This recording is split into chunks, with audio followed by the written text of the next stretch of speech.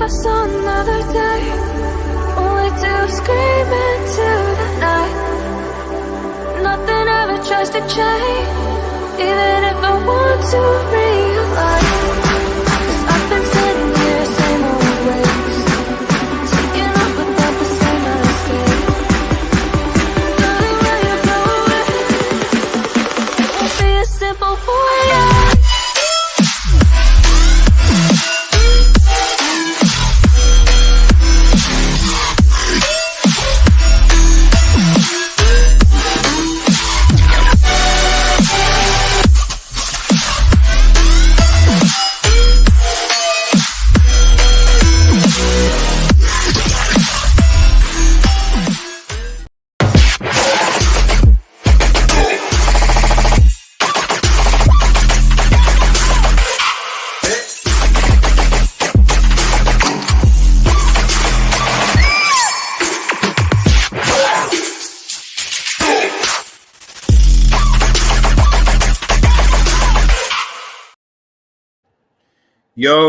Yo, guys, it is Old Man G here, back again. I know it's been a long time.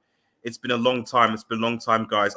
I have a lovely panel. I'm joined by Yasir, Eddie, and Niall. We might have a few more people coming in where we're basically going to be reviewing this quite frankly, terrible Manchester United season. But before if you're new to the channel, to like, share, and subscribe to Red Devil Studio, follow us on Twitter and X, smash the notification button, yada yada yada.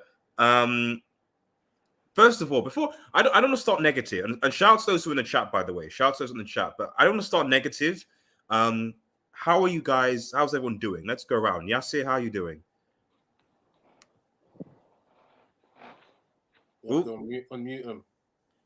You're not unmuted, Yasir. Oh, my bad. I'm sorry. There you go. Yeah. I've been good, man. I've been good. Just been resting a lot. Just like don't have United to like mess with my mental health. So I've been good, man. I've been good. And shout out to those in the chat as well. Talk MU, Matthew Bassett, big up Talk MU, and Matthew, big up on the show. Thank you so much for tuning in. Really appreciate it. Eddie, buddy, how are you doing? Yeah, I mean, I just hear what Yazir is saying there, about mental health, because like I've had Man United be in my life as something that could cheer me up when when I have some spare time to be distracted from my life. But I'm glad it's the end of the season, so we can be at least hopeful for the next season. So apart from Ralph leaving, Ten Hag coming in, there might be some hope, So I'm doing all right. Now, what about you? How have you been? How have you been doing? Yeah, been good, thanks, mate. Yeah, it's been a while right ago. I'm just glad this season's out of the way because Ten Hag need to take away out this squad in general. Just not been good enough. Yeah.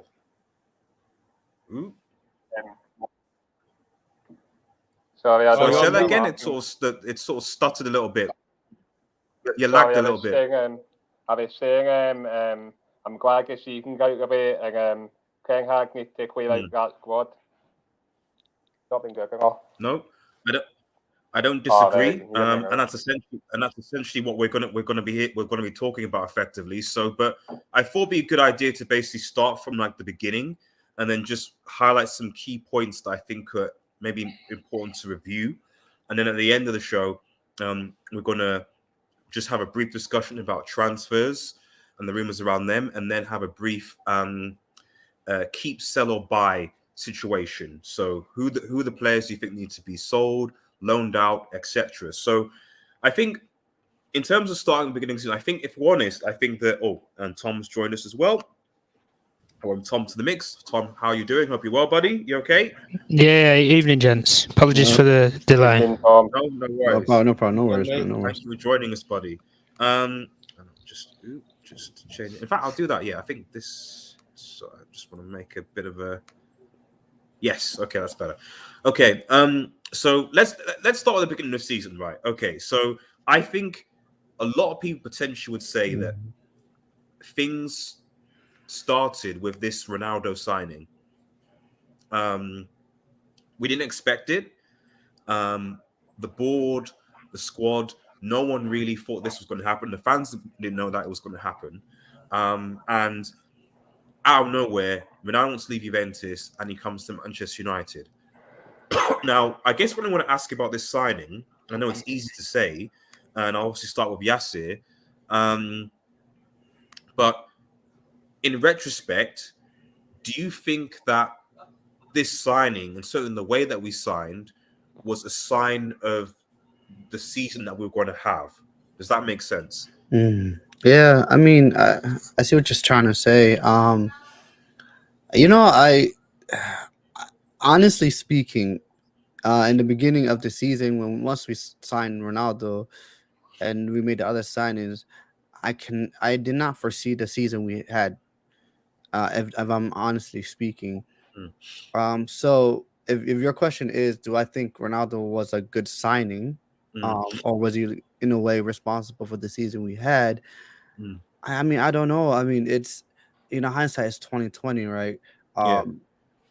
I generally believe that it was.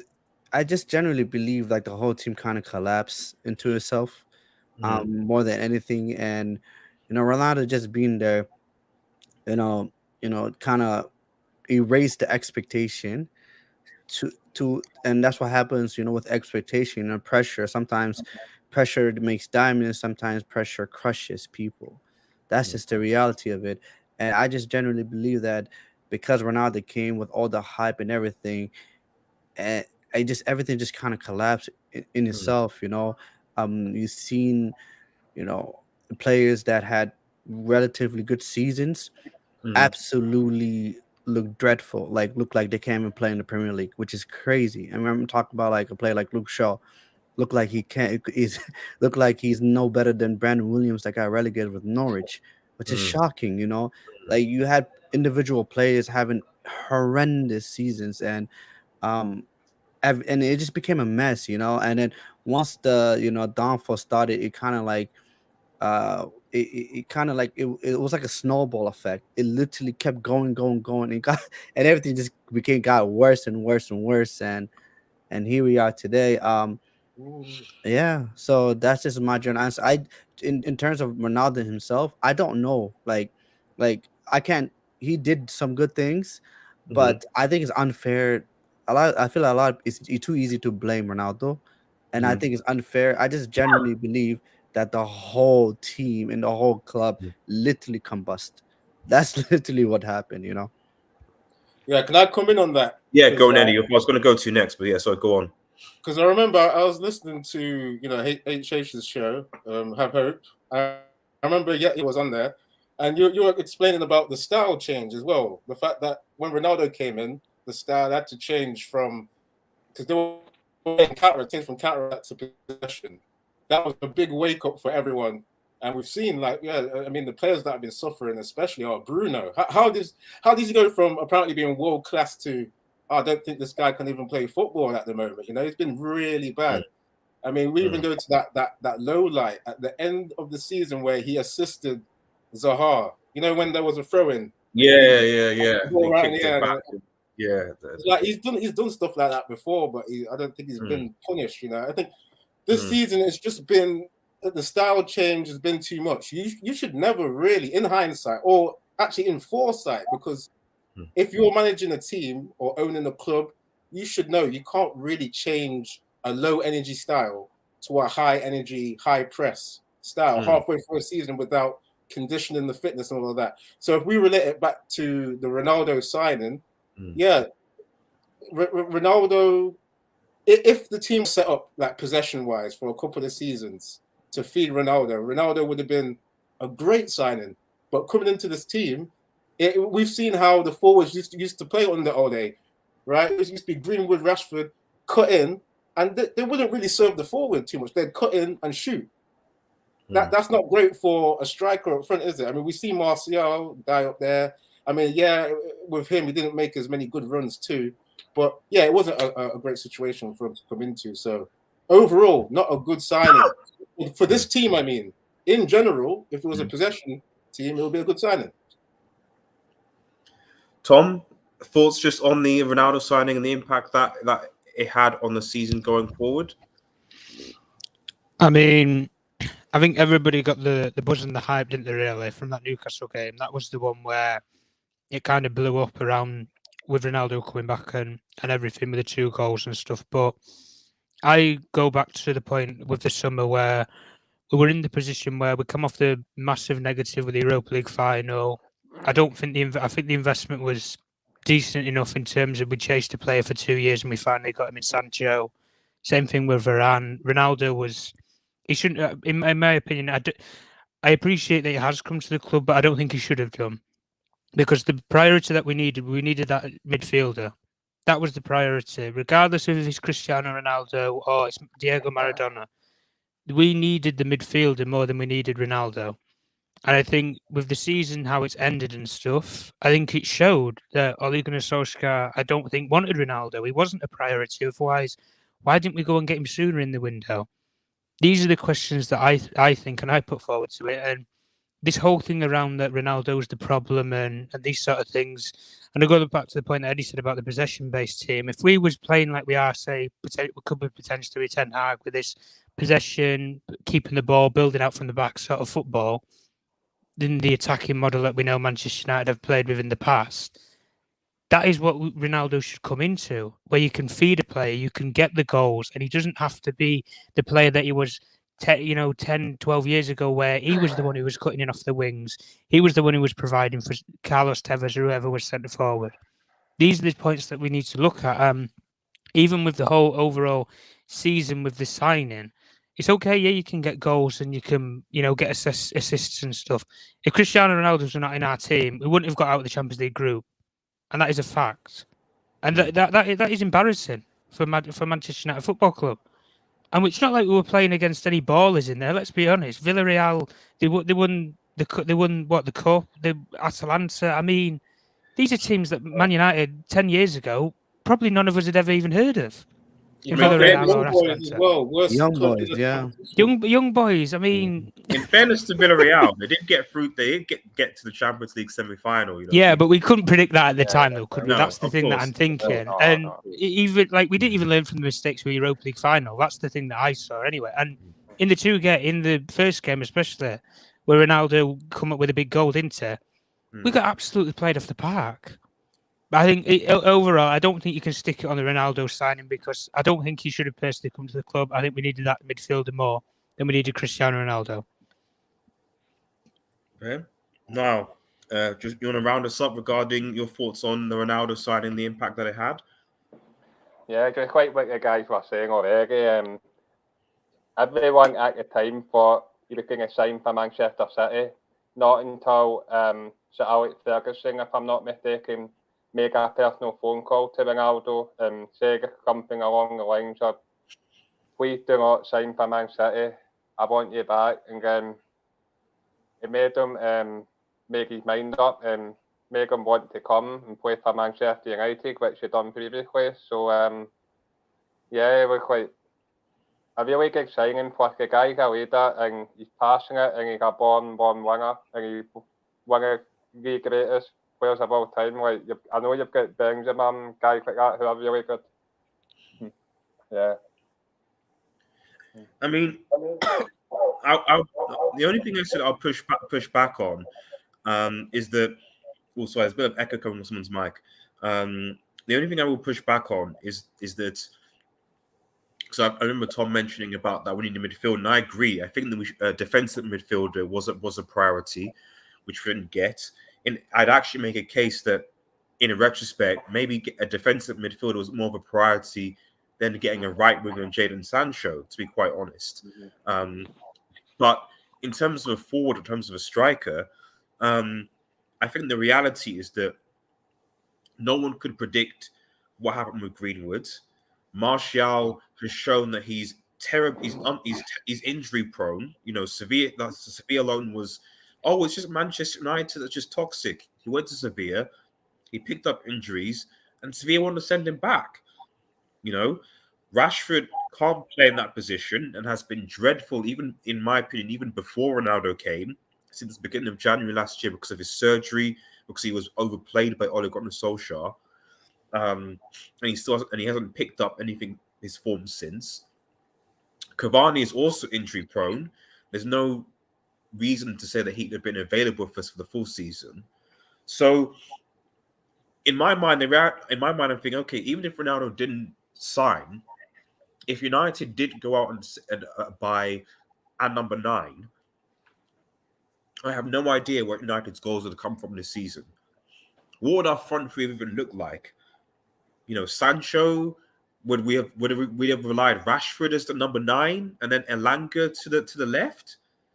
Like, it's really hard to say, because I've just got to say real quick, because it just seems that Ole was overruled with those signings that came in, such as Varane, Sancho, and Ronaldo. These guys are all, possession players. Varane likes the high press football. So it's like this doesn't make sense for Ole to use them. So I'm trying to say, like, what signings would Ole have got in? That's what I believe. Yeah, maybe he would have got in a striker that suited the system, but we'll never know now. That's the thing. Quickly going to the question before we move on. Shout out to Rich Sports. Please head over to his channel. Good to see you back live. Great panel as well. Thank you so much, Rich. Same to Man United TV. Big up, Rich Sports. I might have a bit optimistic at the start of the season. I think a lot of us were. Who I know is Ice Freezer Madrid fan? I can't remember. No, he's a Barca fan. I think. Barca fan. I think a Barca fan. Pendu, my idol, is the best. Shout out to Ice Freezy. I know he's aware of the fact that Messi only scored 5 goals at Liga. I know he's aware of that, but it's okay. Don't think Ronaldo wanted to sign for a club with a tiny fan base. City, yeah. Ronaldo ruined United. In regards to City. Big up the chat and RDS. Thank you so much, Ice Freezy. Really appreciate it. Imagine thinking Ronaldo. I'm going to thinking. Azim, you're thinking about that whether fans saying that he's the problem. And okay, and that's a fair point. Like, I guess, I mean, everyone can make any reasons why the season went the way it went. People they can say maybe the players we got were not the right players. Maybe we should have gotten a midfielder. Maybe, my brother up there said, we only try to dramatically change the playing style, but I just, like, when I'm looking into it deeply, I generally, in my general opinion, believe individual players let us down more than anything. I genuinely believe that in terms of individual players, their levels have dropped so dramatically, and it's not only 1 or 2. It's like almost like the entire team. And at the end of the day, it's like, I think that contributes more than anything, because, like, I remember when Maguire, I know he came back from injury, but that Leicester City performance was dreadful. Like, you know what I mean? It's like, Luke Shaw, I mean, has he played a single good game? I think he played 1 good game. That's it. And you look at, like, our biggest problem this season was definitely, like, I guess we couldn't score a lot. We couldn't score a lot of goals. Yes, a lot of times Ronaldo scored majority of our goals, but defensively we have been mediocre at best. Like, absolutely dreadful. Like, we look like a championship side. I think our goal difference this season was a -1. No, it was perfectly balanced. It was zero. So Yeah. that means as if any of our forwards score a goal, that means that they have to score double the goals just to win the game. I genuinely feel like, okay, I get it. A lot of you can blame, like, the managers, the signing, all that stuff. But at the end of the day, I just feel like more than anything, a lot of these players have massively let themselves down and let us down. Definitely, that's what I genuinely believe. You know what? Can I say one thing real quick before I forget? Go on. Yeah, there was a time, because I've been on my channel just really defending Ralph, just doing a tribute for him as a manager as well, not just the fact that we missed out on him as director of football or consultant. There was a time where he created 160 chances. Yeah, I can't say this enough. He helped the team create 160 chances. And I think this was within 13 games. Yeah. Yes. Yeah. 13 games. That was more than than Pep and Klopp, who are winning the trophies. Yes, exactly. I remember that. Yeah. Yeah. So for me, I think when the players weren't converting, that added to them just feeling like giving up because they were bottling it, missing those chances, right? Yeah. And then because that will be on your mind, like, oh, we're dominating the game, but it's not working. I mean, we'll talk about Ralph in obviously in a bit later, but like it is interesting because when he initially brought the 4-2-2, the game and that press, I was looking and thinking like we're actually playing well. This is the type of football that I want to see for Manchester United. I appreciate that we can't do it for 90 minutes, but I can see what he's trying to do. I can see his style of play. And as you rightfully said, when we did that, the amount of chance that we created was so much. But then for some reason, it seems that, I was reading the Athletic report recently about the internal things, and it essentially confirmed the lead, which is that, as you said, Eddie, the players basically got fed up or didn't really trust the dude.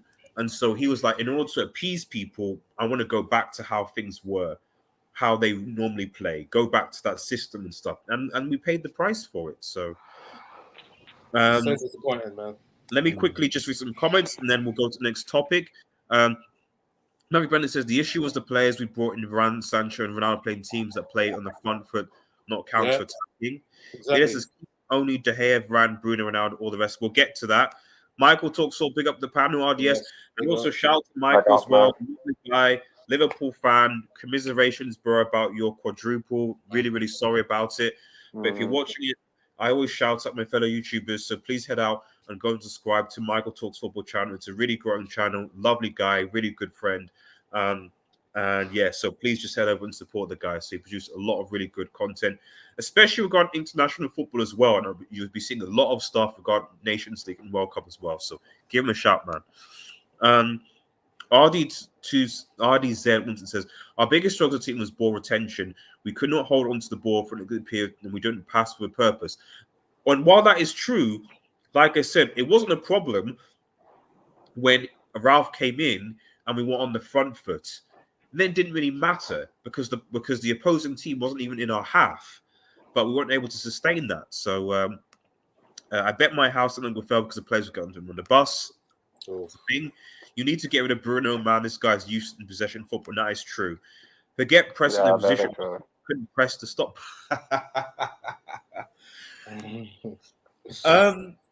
Let's just quickly move on. Obviously, at this point, we're still under Ollie, but I think that when this happened, no, this is when no, man. You're bringing PTSD with that. I know.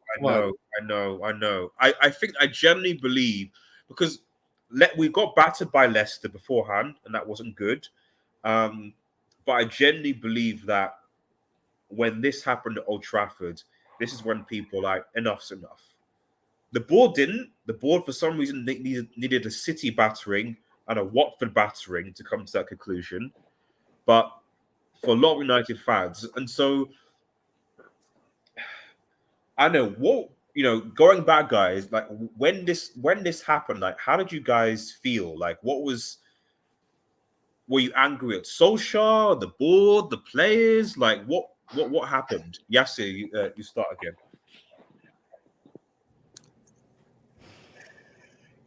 Because it's been a long time ago since this game, and I feel like my emotions throughout the whole season has been recycled.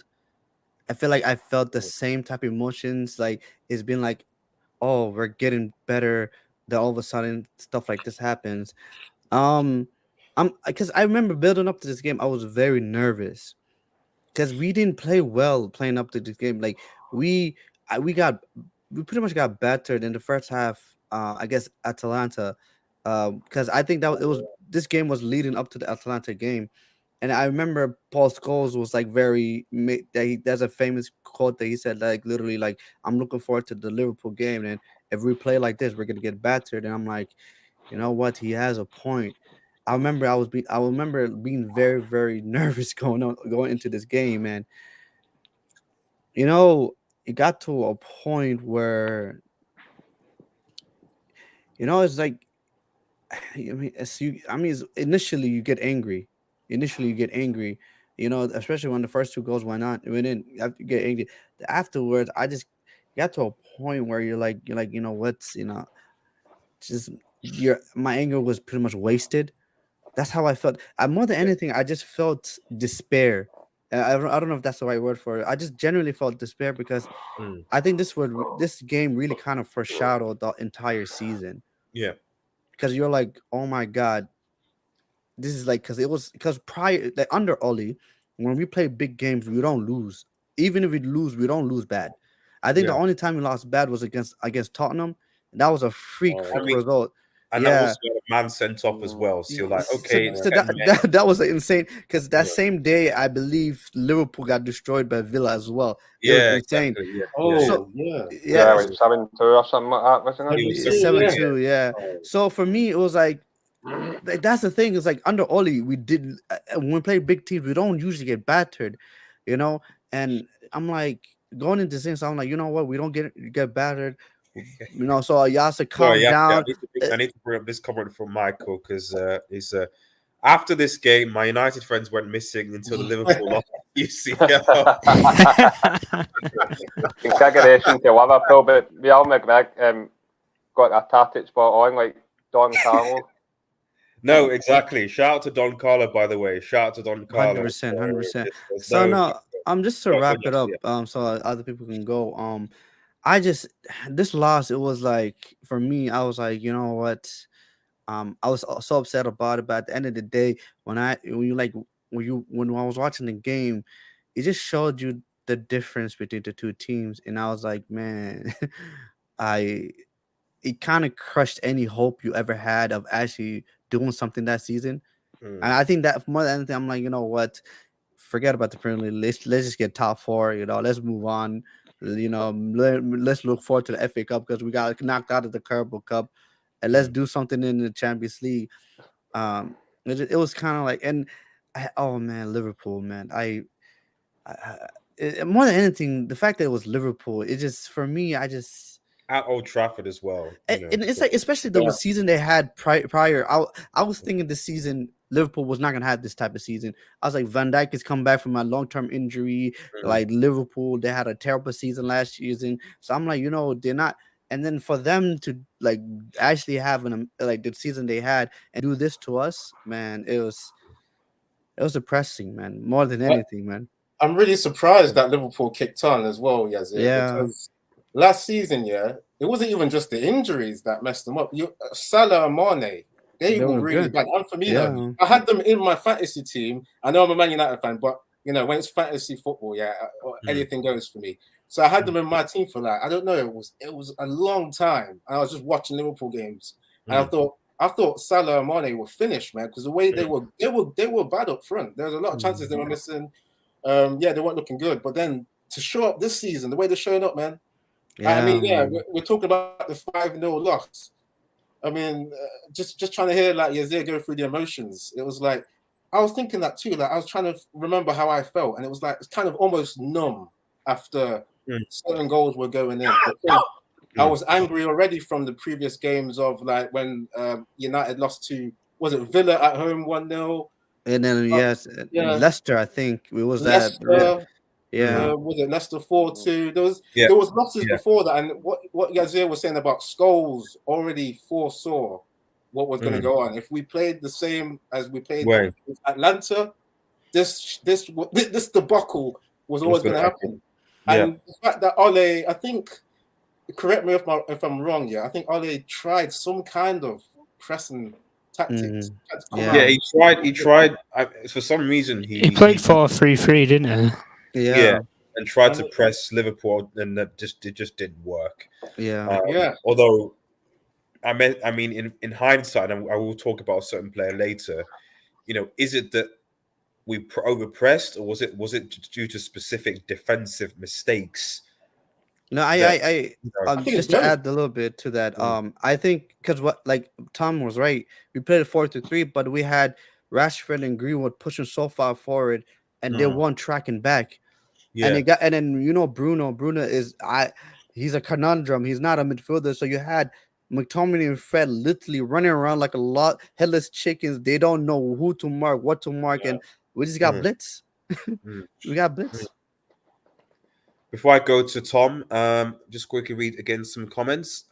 So Ilya says, forget Liverpool. The worst was from Watford 4-1. I mean, that's what got him sacked. Absolutely. But that was disgraceful. Well, what's worse though for you guys? Because I think the 5-0 at home to the fiercest rival. Yeah, that was. I think the Man City one was worse. The 2-0. Yeah, because like Liverpool, like they like literally blitzed us, but Man City, they literally destroyed. Like in a way, they that was not a game anymore. They just kept holding the ball. The game was dead.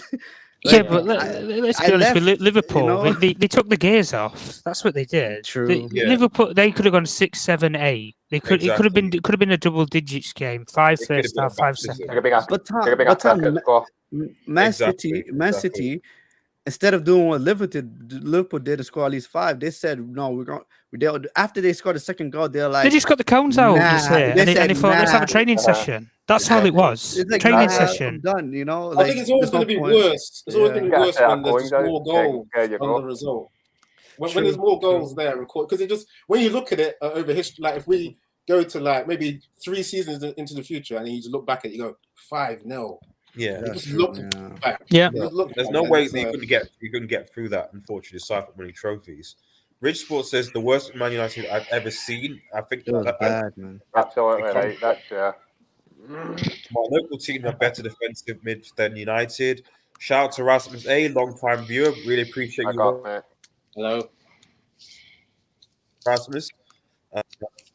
Ilya says real Chester, Madrid United. I've seen combined the two. Bad time Reborn says, all right, lads, so Eddie's sweet. Thank you very much for joining, buddy. And he says, give us a wave, Niall. Now you're going to go. There you go. Matthew, no, I've not got ice cream bath time. Don't worry, mate. Matthew says, the loss to Liverpool was a definitive game, just how bad we are and how badly we've been operating the Glazers, and more importantly, Ed Woodward. Shout out to EFAC. And so then I'll come back to the comments, but I'll go quickly to Tom and then obviously Niall. Your thoughts on the 5-0 loss towards Liverpool because we didn't even score? Well, we did. It got ruled out, didn't it, Ronaldo? Yeah. Nice. They couldn't even give us that. Yeah, no, but with the game, I mean, it was just shocking, wasn't it? Let's be honest. Performance, the team selection as well. I mean, everything was just wrong on that day. And we couldn't. There's no excuses really, and people always go to the same point that in the end it's the manager who pays the price. It's easier to pay off a manager and get them sacked than it is to pay off a full team of players. But those players, I'm sorry, I don't know what they've done. Not even just for that game, but the entire season they've just blown up. They've completely blown up. Like. We've said what we said about performances, and the Liverpool game for me was the worst. Like, and Liverpool could easily have made that a lot worse than it actually was, because they had the ball for the full game. They were passing around us 5-10 yard passes, easily passing through the midfield. We said about with Rashford and Greenwood where they don't track back. They've not been coached to track back since LVG.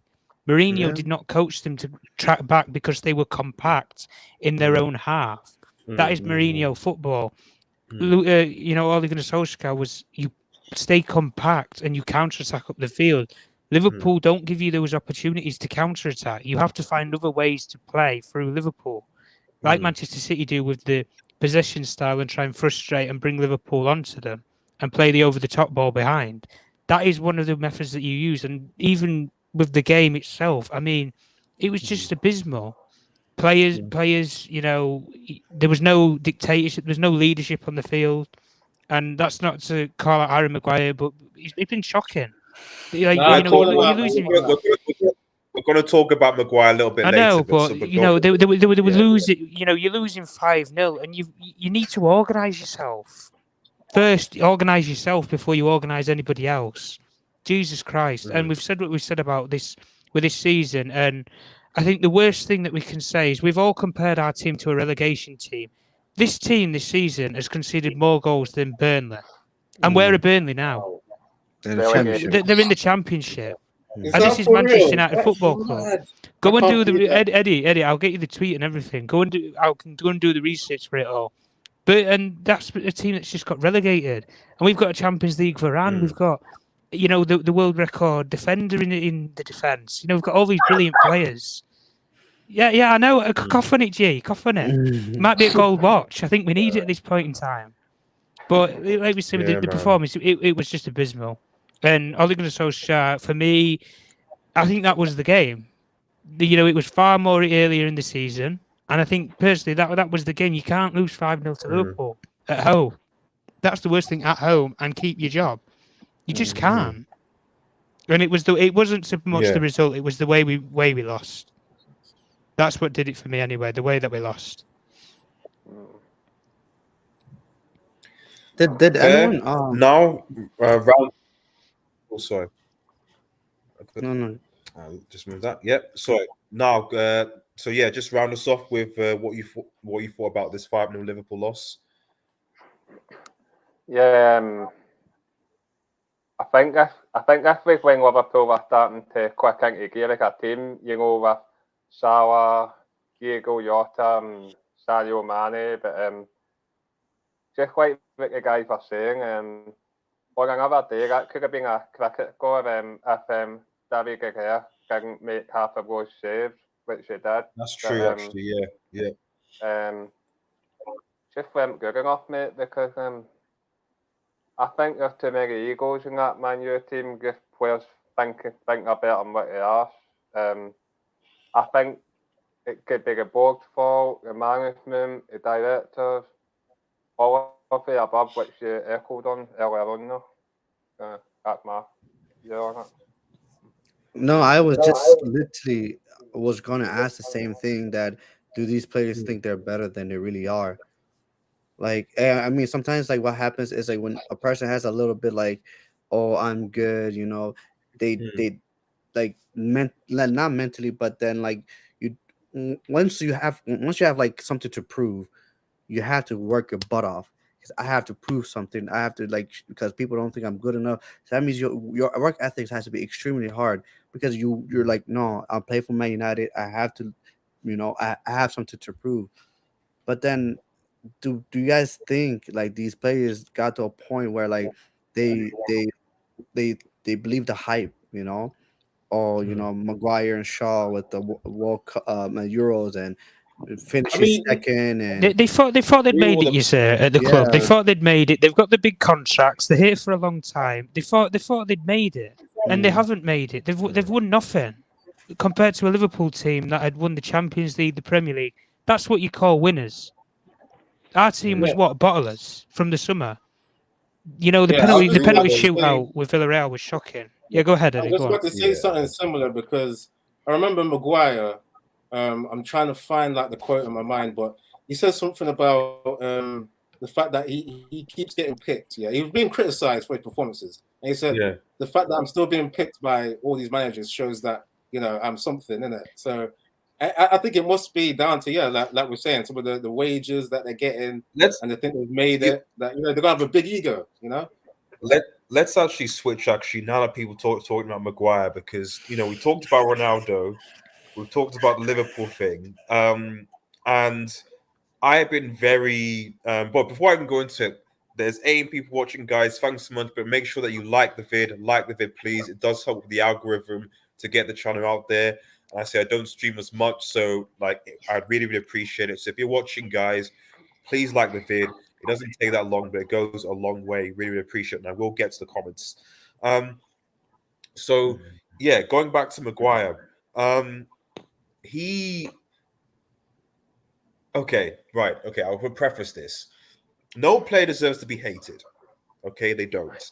Abuse, anything like that. So I'm going to put that to one side. The reality, though, is that I have high expectations for my captain. I've been critical about Maguire's defensive performance, even though I don't think it's all on him, and the lack of a defensive midfield has played a part into it. However, what I wouldn't accept for my captain is what I saw against Watford. When I saw him, literally, you're thinking like, right, okay, this is probably Ollie's last chance. and Van der Beek comes on and gets a goal, and you're thinking, okay, maybe there might be something from this. Maybe we can come back. He's made a positive change. And like Manchester United, wouldn't it be typical for this team to do another Ollie's job is, saved again, Secure, because his yeah. job was always saved. And yet this dude gets himself sent off for a stupid challenge, a second yellow, and then throws the captain's armband on the floor. Now, for me, that wasn't acceptable at all. You don't throw I don't care how frustrated you are. You don't throw the captain's armband on the floor when you've essentially cost your team and your manager his job. That, for me, was the height of unprofessionalism. And irrespective of what he did afterwards, I was like, I can't have this type of player being the captain of my club. Because if you can't, in the biggest moments, guide your team and have the faith of your manager to do what you need to do, then you can't be captain. It's as simple as that. Since then, obviously, it's been difficult because Varane has been injury prone, so you almost end up having to play Maguire and Lindelof. For some reason, Bay was never seen as an option. I don't know why, but I'm not going to go into that because reasons. But it just had to be Maguire and Lindelof. And the reality is that Maguire and Lindelof don't work. They've never worked. And for some reason this season, Maguire's defensive positioning, forget about the pressing, his just defensive positioning was just awful. Sometimes you're like, who are you marking? Are you anticipating that ball coming in from the cross? Like, what is it that you're doing, buddy? And then you're blaming other people. You're not organizing the defense. I don't know what it is exactly that you're doing. So I'm going to stop ranting now. But for me, the idea that I'm just trying to, when I look at almost every Liverpool defender, practically every Liverpool defender is better than our, in quote, best defender. Van Dijk is better. Konate is better. Gomez is better. Matip is better. Even Nathaniel Phillips, that kid, is probably better than that defensive shit show this season. Now, that's 5 defenders. And we can't even have one regular fit defender who, at least maybe by on a good run, if he doesn't pick up an injury, could be at that level. Lindelof, to be fair, sometimes had a good couple of games, but again was when he was paired with Varane, but again sometimes would become unstuck. I don't know. Like I just can't see going into the next season. If you're telling me next season that once again he's going to be captain and it's going to be part of a partnership, I just don't see how United are going to progress from there. So, but that's my mini rant. It could be worse, but it is what it is. Do you read into what Ten Hag said about Maguire? I think, did he say he's a great player or is a good player? He was bigging him up anyway in the press conference that he had, and then obviously people were saying, okay, maybe just like one of those little those little white lies that you tell people just to get one side before you do your real business, isn't it? So I mean, it must be because if he's generally serious about getting Timber will want to come to Manchester United to have game time to play. So if you're going to bring in Timber, then someone has to be on the bench. If he brings in Timber, I assume Bai will be sold, and so then are you going to now put Varane as second choice? Surely not. So it's going to be Varane and Timber. If we do get Timber, and Maguire holds bench. You see, this is the confusing thing because like Varane keeps getting injured, so he might be forced to be second choice if he's going to have the same injury record next season. Maybe, but I think it's just that because Varane is being paid more than Maguire, and we know how the board is regarding fees and salaries and stuff, you'd expect or you'd think that they'd probably go with Varane. I don't know. But certainly given the status of Varane being a Champions League winner and the sway that he has in the dressing room, especially with Ronaldo being there, is Ronaldo really going to be like, wait, are you serious? Are you really going to be dropping Rafael Varane for Maguire and play those two together? Like, what's wrong with you? Because that Ronaldo influence is still probably going, I believe, is still going to be in that dressing room. But anyway, Yassir, and obviously to the panel, like Maguire. I'll I get to haven't. guys, by the way. I'll get once Yassir's finished speaking. Go on, Yassir. No, I have general mixed feelings about Maguire. In one hand, he's had an absolutely horrendous season. Maguire has, you know, in terms of the captaincy, I've never seen him as a captain, but there's multiple facets to this because, like, one of my biggest fears is that the club believes that these set of players we have are a lot better than what they actually are. And when I say that, I'm also including our captain Maguire. So it's like when Ten Hag comes out and talks about like how this team finished second, and he just starts talking about how good Maguire is. It worries me a lot. Which the reason why it worries me is because like we've seen like a lot of these players have limitations. Um, So with Maguire, the biggest problem I have always had with Maguire, and I don't, because it's like the whole conversation of is he good enough, is he not good enough. I feel like it's like it always becomes an argument in our fan base. There's a lot of people that rate Maguire and a lot of people that don't rate Maguire. But the problem I've always had with Maguire was his captaincy, his leadership.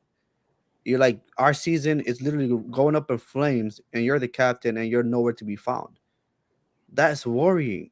Like our season, this is the worst season we had, and you're the captain of Manchester United, and you're nowhere to be found.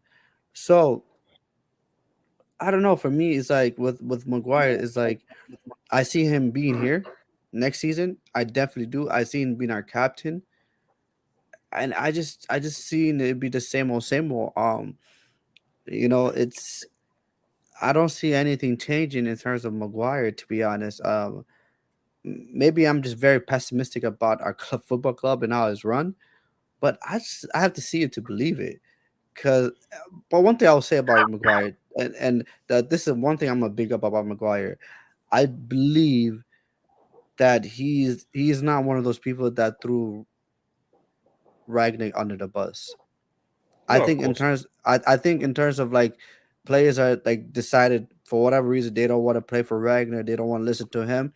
I don't think he's part of that. I think he actually generally really does try at Man United, but I just feel like he's a very limited center back. So uh, for that, the players, there's certain players like him and McTominay that I don't think are good enough. But then I believe that they've actually did try to do their best for Rough Ragnick versus there's players that really didn't care and decided to say screw it and literally stop trying. So that's the one thing I'll say about Mm. Maguire in terms of positivity. But I mean, like I said, our season is going to shits and our captain is nowhere to be seen. I mean, for me, that's a red flag, big red flag about like maybe we need someone else to be our captain. If you have no Well, effect on the, yeah, who else? but that's see, and hence why I 100% believe he's gonna start for us, whether it's Varane that gets benched or whether it's Timber that gets benched or whoever. I think Maguire will be our starting player, and he'll be our captain next year. I don't see that changing generally. So, yeah. Yeah, can I Fair. comment on that? Because Just in a I'm just second, Eddie, I'm just going to quickly read some comments. I'm going to okay. go straight to you. Sorry, 1 second. Um, so I think back to bath time with Han. Sorry, my computer's just gone a little bit slow recently, so I'm going to shut things off a bit. I mean, it all started with Bruno being unable to do something I'd expect from a 12-year-old and curving his run when he pressured. So I was referred to the Liverpool game. EFAC says, I hope that we sign Ericsson. Well, we will talk about transfers later. And Ericsson on a free for squad depth, I don't think is necessarily a bad shout, given the amount of midfielders that we need to actually bring into the club. Ilias says, I broke 2 phones for this Manchester United team. I don't care for us. I'm done with them. Did he happen to meet Ronaldo? He kept No, I mean, deleting the that's Ronaldo's number. Oh, yes, with the phone. Yeah, that went over everyone's head, man. Which one says Liverpool stopped playing our red card? It could have easily been 7 or 8. Yeah, who got sent off in that game again? Against when we played Liverpool. Someone got sent off, didn't they? Pogba.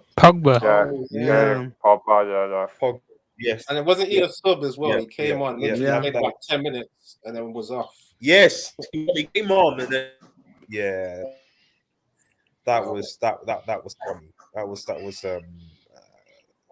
just Mike, who wants to add more salt into injury, because he says, even when Liverpool had Downing and Bellamy, they never lost by more than 3 goals against United, at least showed some fight. And that was the damning thing. That was the damning thing. It was always that, as bad as Liverpool buddies have been, they always, even when they weren't even competing for the title, they would always have a fight at they'd always fight against United. Always. They'd always have a game. This was the first time where I saw a United team that didn't have any fight whatsoever, and they were playing at home. And in theory, this isn't a bad team. So yeah, it was disgraceful, buddy. Chainsaw, thank you so much for the super chat. One of the members of the channel, along with Niall, really appreciate your ongoing support. Big love, RDS. Love the content as always. Really appreciate Chainsaw. And make sure for those, especially if you like anime, check out Chainsaw's channel. We'll be doing some Red Marvel stuff as soon as my exam is over. He also says the ego on them was disgraceful. Mega says Bailly's getting sold. Timber will play right back. It's possible. So I won't bring up all the chats because it's just running a bit of time. Ilias says Timber isn't coming, don't dream. Although Michael says Timber's good, but still very raw, has a huge talent. And I'll just bring them Chainsaw's last super chat and we'll get you back to you, Eddie. Member Hangouts pod end of the month. Yes, because my exam will be over. So we'll bring you back Member Hangouts as soon as that's the case. That is coming back, definitely. If you want to be a member, support the channel, consider becoming a member. I will be doing a lot more stuff when all this exam crap is over. Eddie, buddy, you want to have your hey, go for it, man. Yeah, I was just going to say, if Ten Hag can make Maguire play high press football, he deserves like manager of the season just already. If he can make him play in that system, because it's specimen wise, he's slow and he's clumsy as well. The way, I mean, I remember when he was trying to tackle this guy, you know, Broya from Southampton, that quick forward, and he was on the wing, right? I think Maguire was covering someone at right back, and then that Broya cut in. And Maguire literally threw a backhand to try and tackle him. That was mad. And then another thing's coming to my mind where he jumped for the ball with a defender, and then Pogba was behind him, and his studs just caught Pogba. Like the way he jumped, was ridiculous because he put like his back foot in the air, like he's trying to do some kind of ballerina stuff. It's like he's way too clumsy. So I really don't want to see him. Like if this is a real football club, come on, you have to take a loss on Maguire. Yeah, you have to see, like, if Leicester are willing, maybe Leicester can give up maybe 30 M's, 30 million. Yeah, that's a 50 million loss, but I can't hear you. Chelsea are taking a loss. It looks like they're taking a loss on Lukaku at some point. If the Inter rumors are true and he's going to be on loan to them and have an option to buy later, they're presumably going to take a loss there. You know, so what's the price? What's the price being touted? I think he's going on loan there. It's about a 20 million euro loan. 20 million euro loan. I thought they permanently to Inter Milan, no? Sorry? I thought he was going to go to Inter Milan permanently, or I get a loan. It's just a loan. Looks like a loan with an option to buy. Yeah, with an option to buy. Yeah. Before they're not going to get that 100 million back. Put it that way. Before I get back to you, Eddie, Mike Talks Football, thank you so much. He's now a member of the channel. Really appreciate it, buddy. Thank you so much. And big up Michael's channel as well. That reminds me, I will head over to your channel as well, become a member as well, because you also produce a lot of very good content as well. Thank you so much. We'll be bringing the member hangout streams back as well, so you're more than welcome to become a part of that. And I think we're going to be recording some member-only versus videos as well. So stay tuned for that, buddy. But really, really appreciate your support, Michael. Really, really do. Thank you for joining the RS. It's so funny that I have more members that are Liverpool fans than United fans. That's what's so funny. What's going on? Obviously, now you're a United fan, so but it's both of the other members are Liverpool fans. So there you go. I've got more support this season from Liverpool supporters. You know, whether it's a pity thing, I don't know, but it's. I love these guys. Eddie, sorry. Control you. You know, that's what it is. People like to control. That's the one. No, won't they take all of them, won't it? No. Yeah, but I was gonna say then that I don't see Man United taking a loss and like trying to actually do business. Like hopefully I'm wrong, but I heard on Saeed TV, you know, Nuruddin speaks a lot about how they do the contracts, right? And like something just made sense of what he said, because he does a lot of research, right?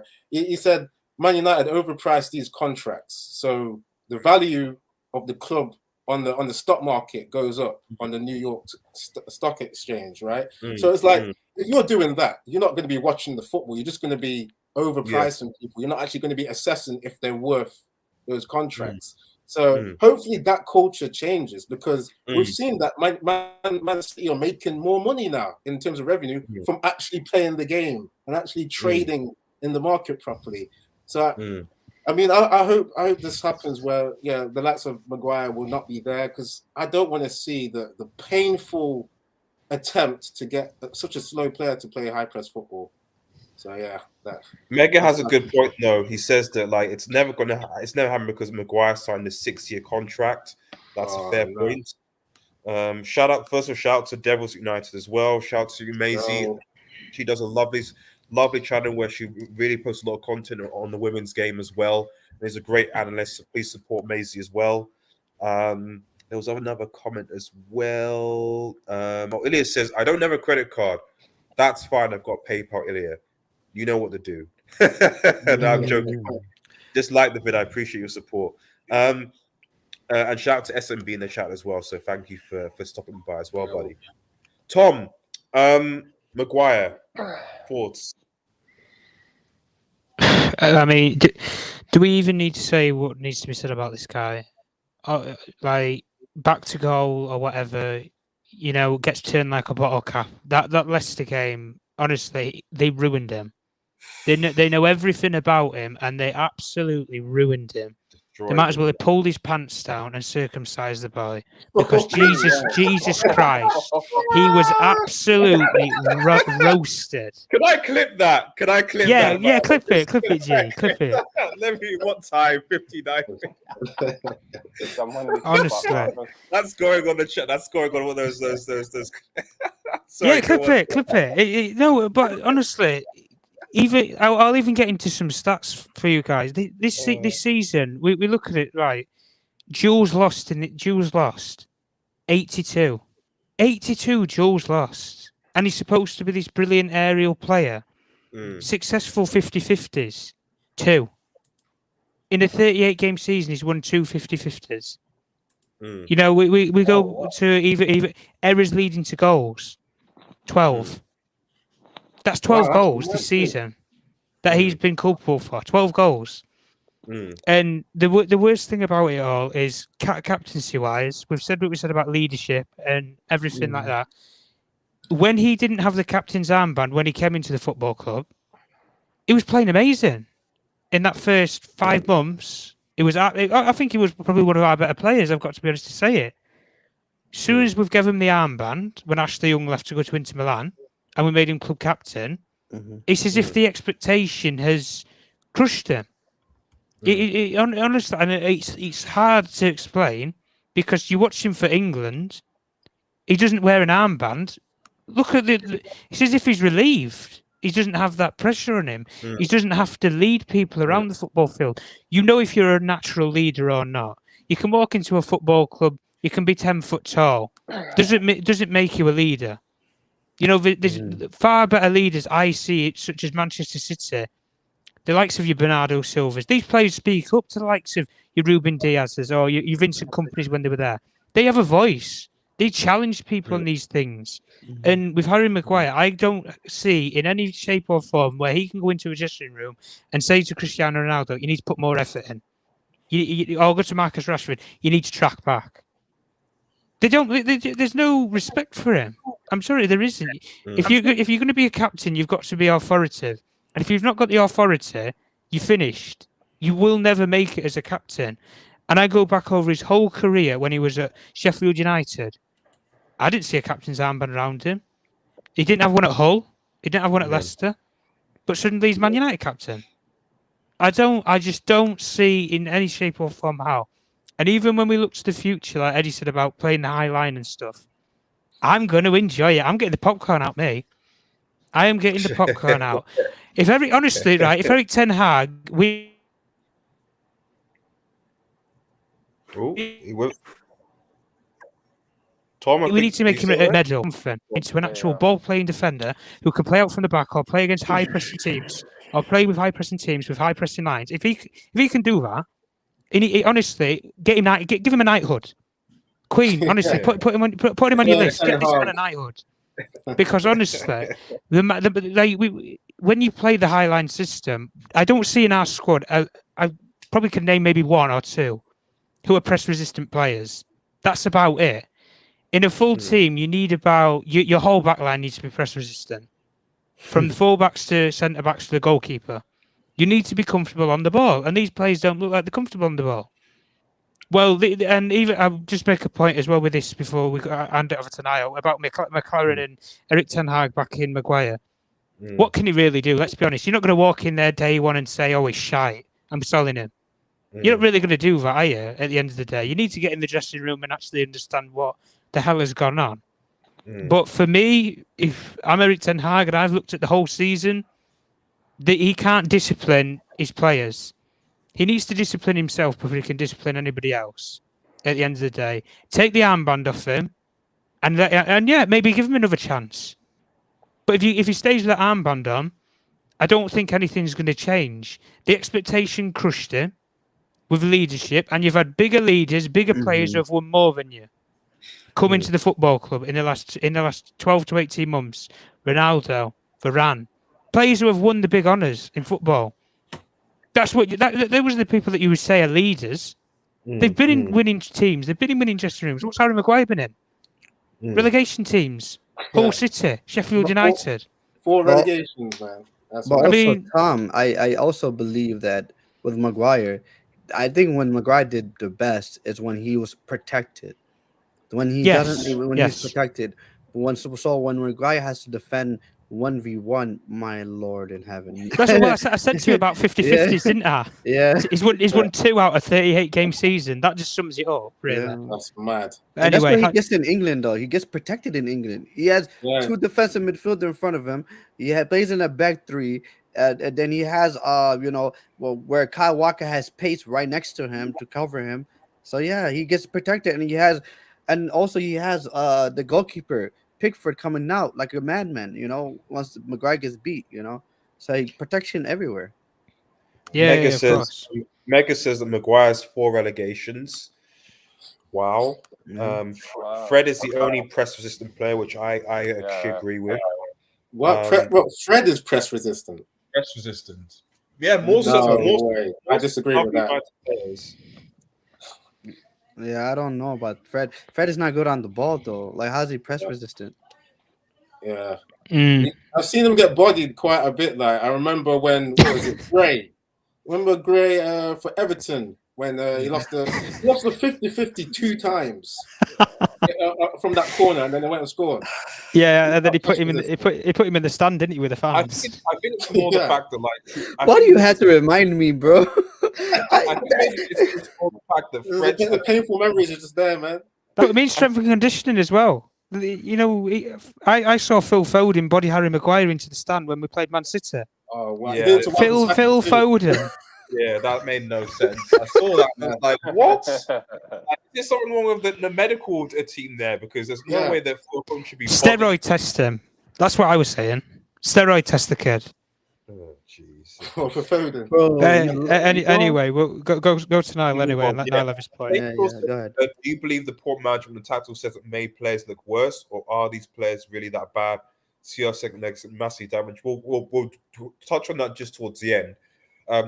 Final point, and Niall, obviously, just your thoughts on Maguire before we quickly move on. What he done against Watford was an absolute disgrace, and you're supposed to be a captain. Lead by example. Be vocal to your teammates, and you're supposed to be a role model.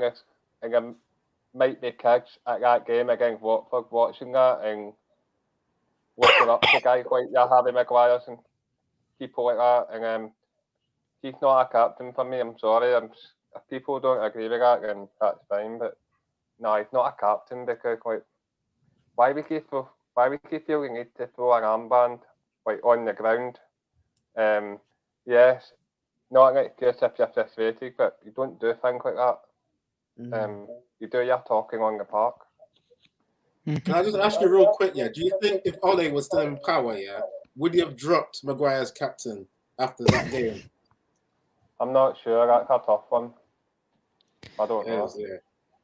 I mean, he'd have had to. He's suspended, isn't he? Oh yeah. But would he have come back? Would he have come back as captain? Oh, of course he would have done. He's had 2 weeks off, hasn't he? Of course he would have done. Not to mention I probably would have. that I think when he got sent off, like he gave him like a hug or something like that, which I was fuming about. So I was like, "Are you having a laugh?" So let's quickly move on. So just got still a few more things to talk about. Obviously that Maguire, the game, everything. Ollie got sacked, as we know. I don't really want to go into talk about this is Ollie's fault or what Ollie could have done wrong. But what I do want to talk about is basically Ralph briefly. And I don't know. I think generally from what I can see, there's a lot of United fans that have mixed views on Ralph because of obviously of how we ended. I think a lot of people can agree that Ralph, there was an expectation that he was going to have a consultancy role, which is now non-existent anymore because he's left the club. I guess the questions I want to ask, let's start with Yassi again, is were United wrong in appointing Ralph? And then 2, did Ralph really expose the issues that are at Manchester United Football Club? If that makes sense. Yeah. The answer to both is yes and yes. Was Man United wrong to appoint Ralph? 100%.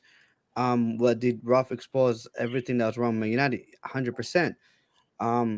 Because first thing first, like the whole consulting role, that was a scam.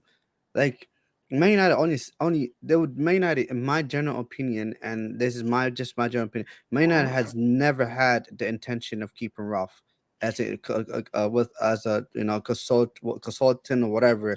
I think Man United, they're very good at PR. They know what they're doing, and that was a selling point.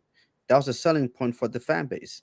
The fan base did not want an interim manager, and the only way to sell an interim manager to the fan base was to say, "Okay, we're gonna keep this guy further on from his 6-month interim manager period." And the United fans were buzzing about that. Man United fans were happy about that because Man United fans, we do get a lot of slack, but then Man United fans, they caught on. They knew that, hey, we're not going through the whole interim manager again. We need a manager, and Man United genuinely did not know what to do, and hence why they hired Ralph Rangnick.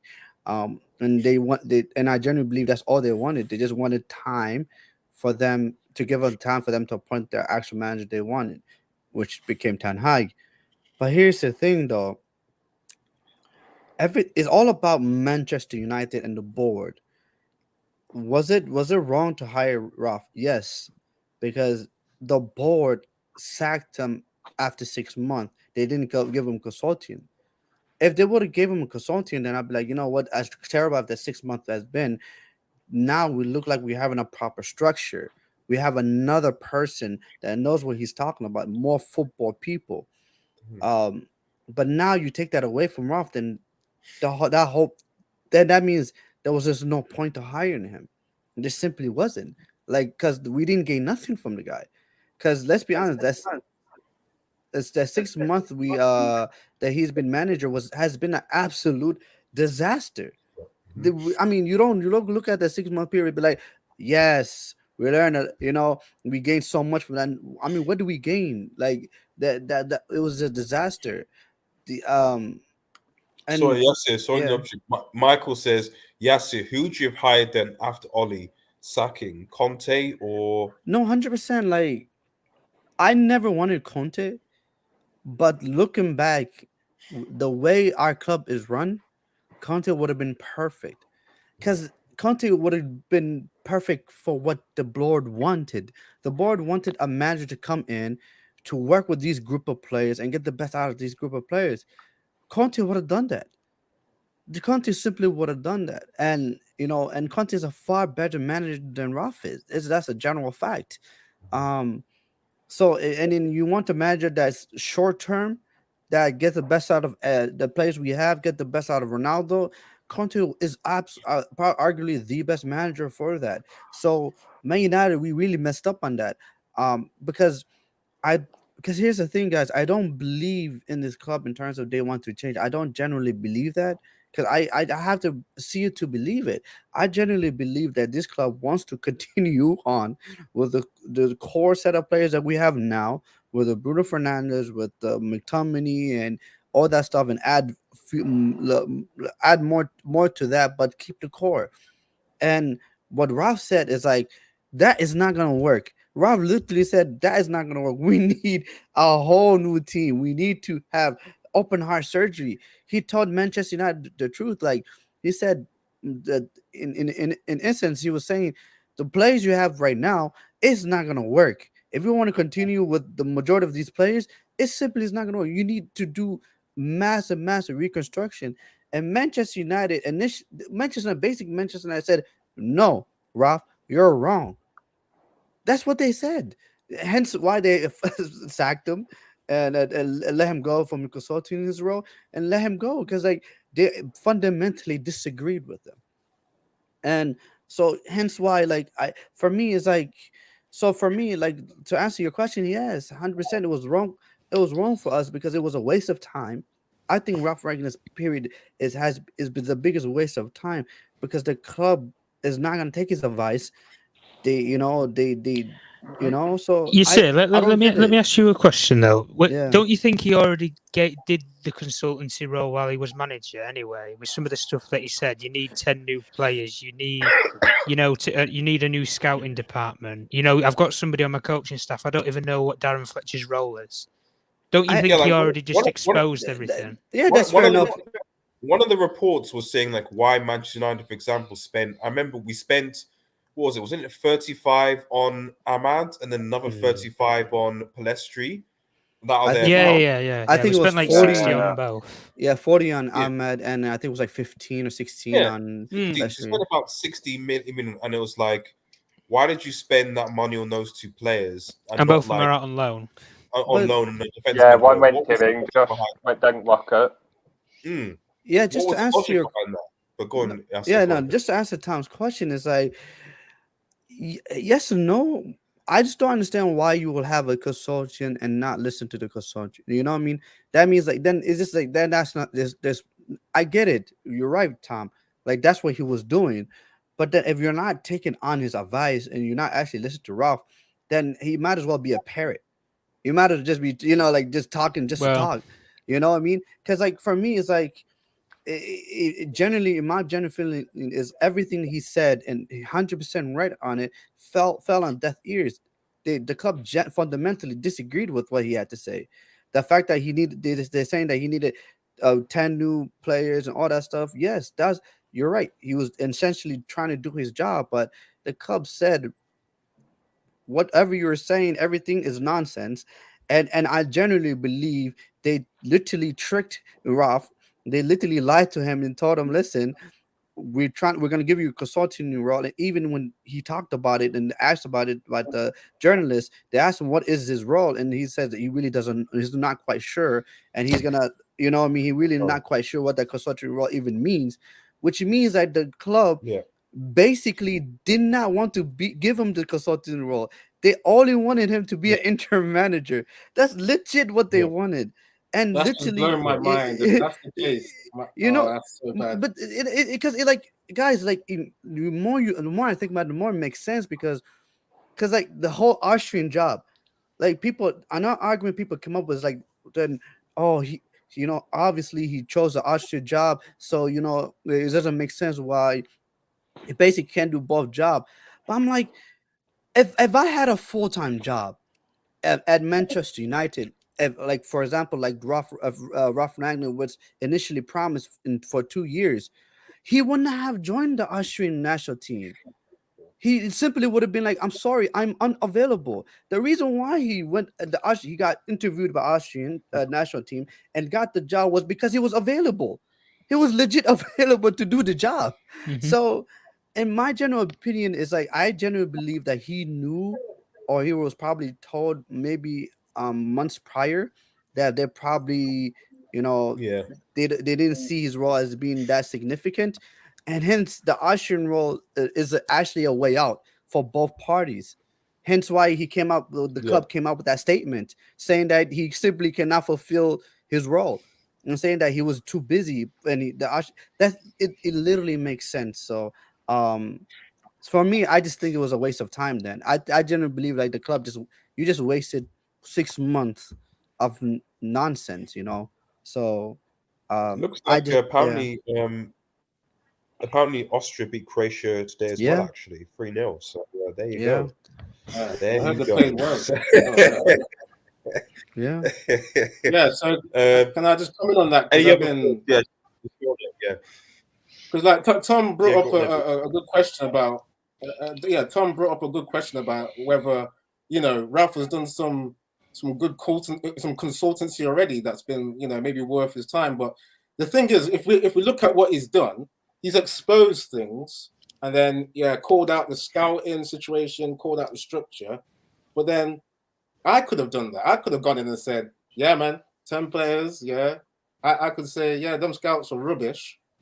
We needed to see the next part of why Ralph earns the money, getting in or advising what people you need to get in, advising what players, advising how you fix the structure, because you don't just have a magic wand and just fix it in 6 months. I mean, it's been 10 years of bad decisions. You've got to really look at what if you needed another transfer. A head of transfers. Remember, Matt Judge was head of transfers, and he went. Okay, maybe do you need to hire someone to replace that job, or do you reform the structure? There's all these questions where this is what Ralph would have been probably hoping to answer during his 2-year consultancy. Because I was thinking, why are you going to do part-time consultancy anyway? I had a problem with that. Yazir was saying about full-time opportunity. Yeah, there should have been a full-time job there for Ralph to fix this club, because they've got full-time problems. They don't have part-time problems. There should have been a full-time job for him there. And I just wanted to talk about the Conte thing as well. Yazir, you were saying, okay, maybe this is completely a waste of time, but don't you think maybe getting Ralph in has kind of showed that we do need to play this football? I think that kind of contributed to these guys getting Ten Hag. Because maybe someone's seen the potential in this football from what Ralph was trying, and then they've gone and got Hag, who was a winner, to carry it on. It's just going to be a big waste to not have this guy on, who's because Ralph did talk. I think it was via Zoom for 2 hours or something. I mean, I'm just hoping. I'm happy that we have Ten Hag. I love Ten Hag, but Ten Hag needs support. More than anything, Ten Hag needs help. And the thing is, it's like, and here's why the whole Ralph leaving kind of it frustrates me, because I'm like, this was another person to help Ten Hag, because Ten Hag had all the help in the world when he was at Ajax. Let's not kid ourselves. The guy had a whole team work with him to make his job easier. And Man United, we don't. What do we have? We have Fletcher, Fletcher and Murta. That's the two people we have. I know Boyle now. And the boy, yeah, now we got him. And it's like for me, it was like, but you had Ruff there. You had a guy Ruff there for 6 months to do what? Like what did he do? You know, so it's like for me, that's I did more than anything, and here's why I'm like, if the club mentality is we're gonna keep, for example, we're gonna keep these core players and trying to get the most out of these players, then I'm like, I don't see how Ten Hag can be successful. Yeah, I mean, you know what I Ilya mean? United just brought up an interesting super chat, or not super chat, well, just a chat. He said Ten Hag will be a yes man for the Glazers, yeah, and I really don't want to believe that, but from some of those sound bites I was hearing from Hag, he said a big thing: the players I have will dictate how I play. He said that in the press conference, right? And he said, okay, yeah, the football at Ajax would be good, but the players I have dictate it. And then the board is saying 3 players would be sufficient to fix the squad. That's not enough for Dutch total football, you know. So Ten Hag, I don't know, because he seems like one of these guys that's keeping things close to his chest. Yeah, doesn't want to reveal too much. We may see him do more of this in like the interviews to come, where he is keeping, you know, like the structure, the things happening in the structure quiet, just, you know, to protect the Glazers. Eddie, do you think he's a private guy? Is that what you're getting at? Because he doesn't show anything publicly, does he? And I think the reference of a tracksuit coach or a tracksuit manager, he wants to be on the training ground with players, not in an office phoning agents about players. Yeah. I think that's where his skill set really lies. But I want to get your thoughts on that anyway. I can't tell, because like I can only judge him from the way he's like conducting himself in certain interviews. I've seen his team play, you know. I just, because this is a way bigger job, it's going to be, because you can change your behavior once you get to a bigger job. You can start to maybe compromise some things you stand for, because you got a high wage to do what, you know, the owner wants you to do, you know. So I'm not sure. He could be compromised. But yeah, he seems like a guy that, what do you call it? Because remember when the Sky Sports guys were trying to catch him on an interview when he was about to go to his car? He had this what was his name? Gary Cottrell. Cottrell, that's it. So I like that part of it, like to keep the media at a distance sometimes, because I don't like all the media hype, but I still want to know as a fan. I still want to know what's going on. Like Ralph was refreshing. Maybe he gave away too much, yeah. But there's got to be a decent balance where we know what's going on as fans, you know. Yeah, right, guys. Because when he sort of dwelled on, I know I've said about some people haven't spoke. I want to quickly just speed things on quickly. So, and we've obviously talked about Ralph. We talked about general the season. We'll probably end with transfers, but I want to get this in because I think this will be important. I'm interested to see what the chat will think. We're going to do just a brief tier list. I'm going to just quickly share my screen. Let me get this up, because my computer is being really slow right now. So really helpful. Right. Okay. Now, can everyone see that? Nothing's come up yet. Yeah, I can't see anything. Let's have a look. Oh, something's loading now. There we go. Right, there we go. That's it. I can see it. It's loading now. Can you see? Yeah, it's loaded up. Everyone can see my mouse. Cool. Cool. Awesome. I don't know, like I said, for some strange reason, this laptop is just being funny, which I so apologize for that. Right. Okay. I'm just quick with this ad here. So this is simple, really. There's literally 4 key sections here. Also, I'll be looking at the chat as well and seeing what people's thoughts are as well. Key player, keep, loan, sell. Okay, this predominantly is the Manchester United squad. Obviously, some of these players have I should probably add another category called left, which is they've add a row below. Right. So just to name some of the players that actually have just like obviously left the club on a free contract. Sorry, on a contract. So some of those players are going to go in there like Pogba and Cavani. So Pogba goes there, for example. But I mean, I'll start from the top, obviously. And again, in the chat, get involved. Let me know. We'll start with the first guy, Alex Tellez. What are your thoughts, panel? Anyone can chime in. Is he a key player? Do you keep him? Do you loan him? Or do you sell him? I would sell because there's some games where I've seen it, like physically, he doesn't seem to be up to it. He's got, the thing is, like, I look at the good points. He's got like a good cross on him, and then that's what I really see. Like in terms of positional awareness, not that great, you know. I would say sell. Anybody? Yeah, I agree. No, I completely agree. I just feel like this is not the league for him. Simple. Go back So to there's- Porto. So does anyone have a case for him not being sold? Nope. Everyone seems to agree on I these. sell him. Okay. Sell him, right? Let's put him there. Yeah. Ahmad. Ahmad obviously was on loan from the Rangers. It didn't seem to work out that well for him. He was obviously bought for 40 million. Is this a kid that has potential that you think should go on another loan, or do you think that he should be part of the starting lineup? With obviously the way that Ten plays, you want young people. Like, what do people think? I'm stuck between either loan or sell, but I know the Rangers loan didn't like work out for him because I'm quite knowledgeable on Scottish football, but didn't work too well at Rangers. I think he had to beg his time under Giovanni Van Bronckhorst, so I probably sell, I think, but I'm stuck between sell and loan. Probably say sell if you put a gun to my head.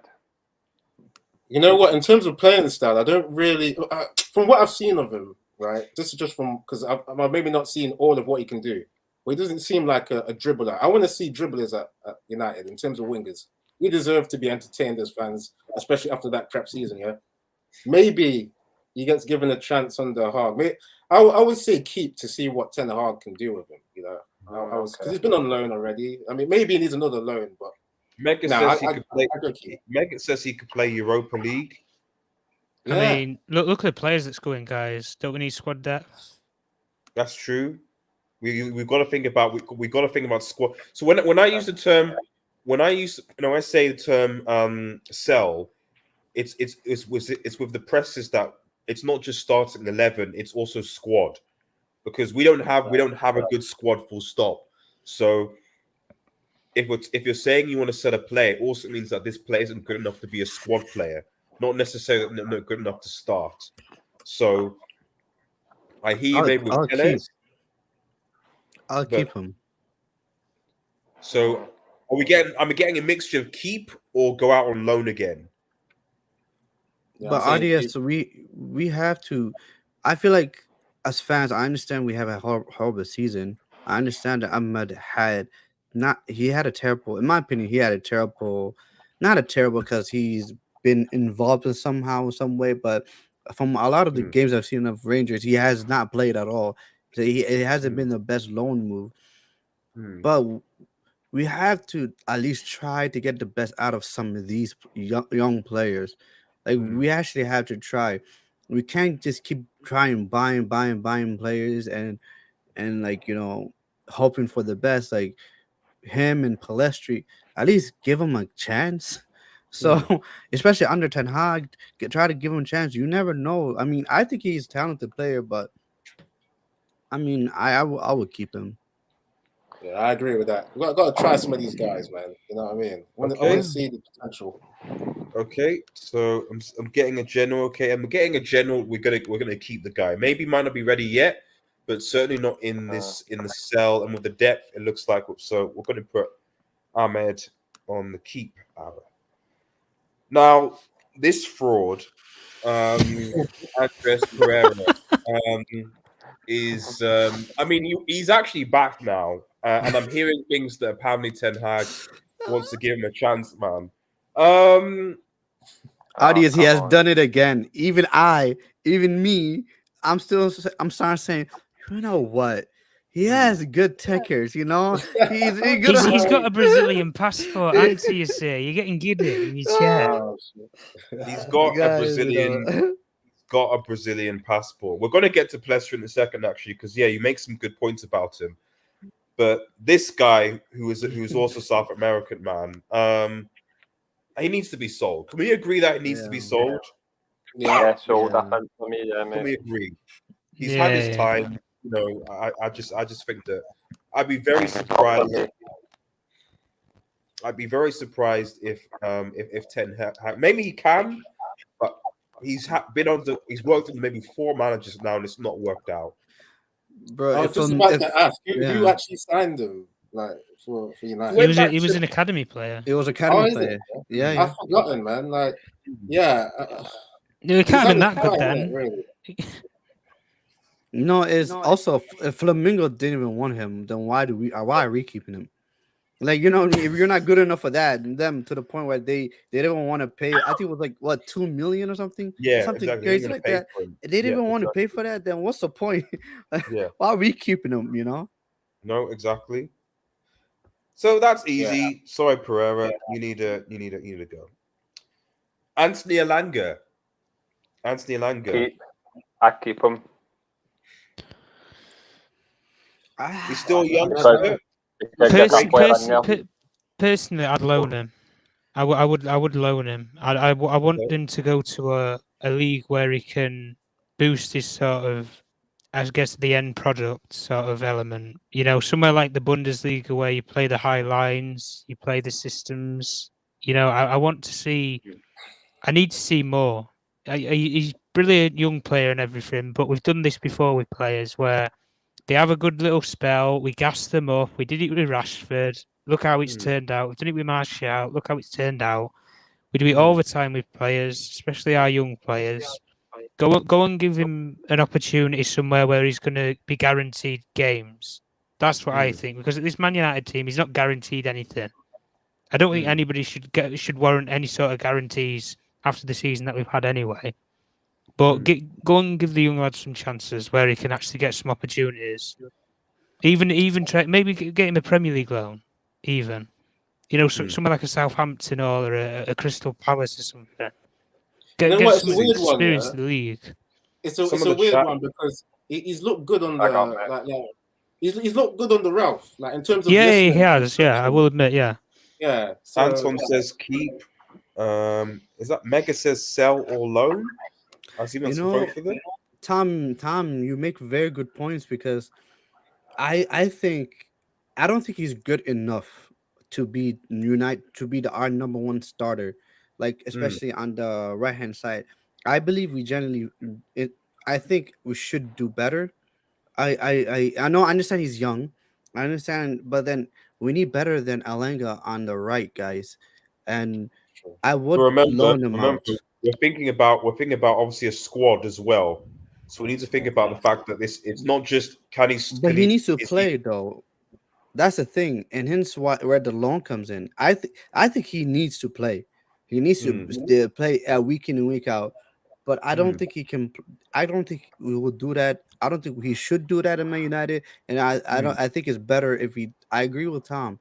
If he goes on loan and starts developing and killing it somewhere else, and he grows into that position, then he's our player. You know, he's gonna come back. He'll do well for us. But I just, like Tom said, I just don't want us to, because he's a young player, I don't want us to get carried away and expect him to, be our number one right winger for like moving forward. I don't think that's fair on the kid, and I don't think he's ready for that. Yeah, I think I agree with the loan now as well, because we said we keep Ahmad, and so they're both right wingers, right? And then let's assume that Man United buy in a winger. Yeah, you probably wouldn't want like 2 wingers on the right rotating, would you? You want like just two wingers competing, is what I mean. So yeah, maybe Elanga on a loan actually. Right. So the general consensus seems to be Elanga on loan. So let's move Mr. Elanga here, our first loanee. Easy one. Sell. Tony Marshall, King for France.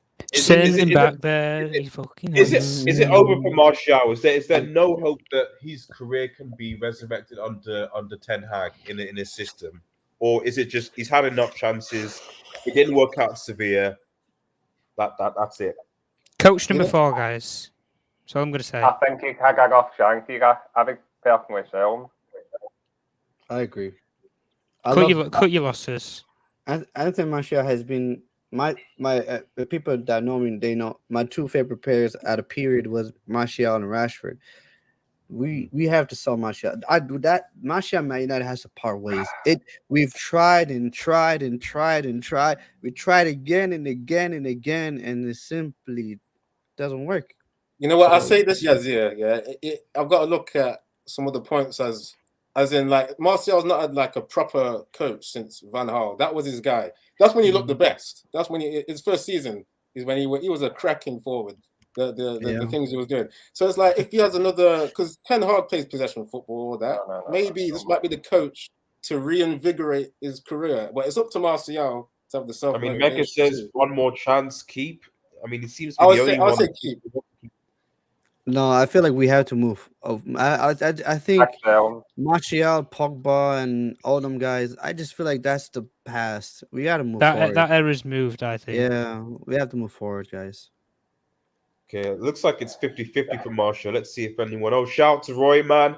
AC Milan fan as well. To Rosanari TV. Head over to their channel and subscribe. You guys had at least a much better season than we had. Congrats to AC Milan for winning. Yeah, man. Serie A, man. Shout out to AC Milan. They're under a takeover, aren't they? Sorry? Yeah. Milan's under a takeover, isn't it? Yeah, there are between actually. them and, I think it's between them and Newcastle for Sam Botman, isn't it? Because I know Newcastle are linked with Sam Botman. That's an interesting one. Oh, yes, the signing. Yes, I think I went on Twitter. I think Newcastle looked like they might be in the lead.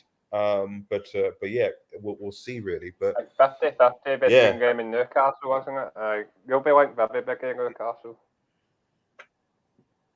I mean, I'm sure Newcastle can offer handsome wages as they do, but keep us posted, Roy, man. Right. So it's still 50. It seemed like it's still 50-50 regarding Martial. You know what? I'm going to make a decision, and I'll say I'm going to sell him, and it's not because of his ability, and it's not because of his ability because he is good. The issue is that he's just picking up too many injuries. He's now gotten to a stage that I think certain players I'm going to call out in this list that they are picking up too many injuries at a young age, and that never bodes well going forward. We need players that can at least play 2/3 of a season, ideally. You know, so sorry, Martial. You are in the selling option here. Well, you guys are time to go. Hopefully you're right, Roy. Hopefully you're right, but it's getting bad for Manchester United. Aaron Wan-Bissaka looks like he's on the selling onto the club. Sell. This used to be my guy, man. I used to love Wan-Bissaka. That that tackling or that judo tackling he was doing, man, in his first season. You know what I mean?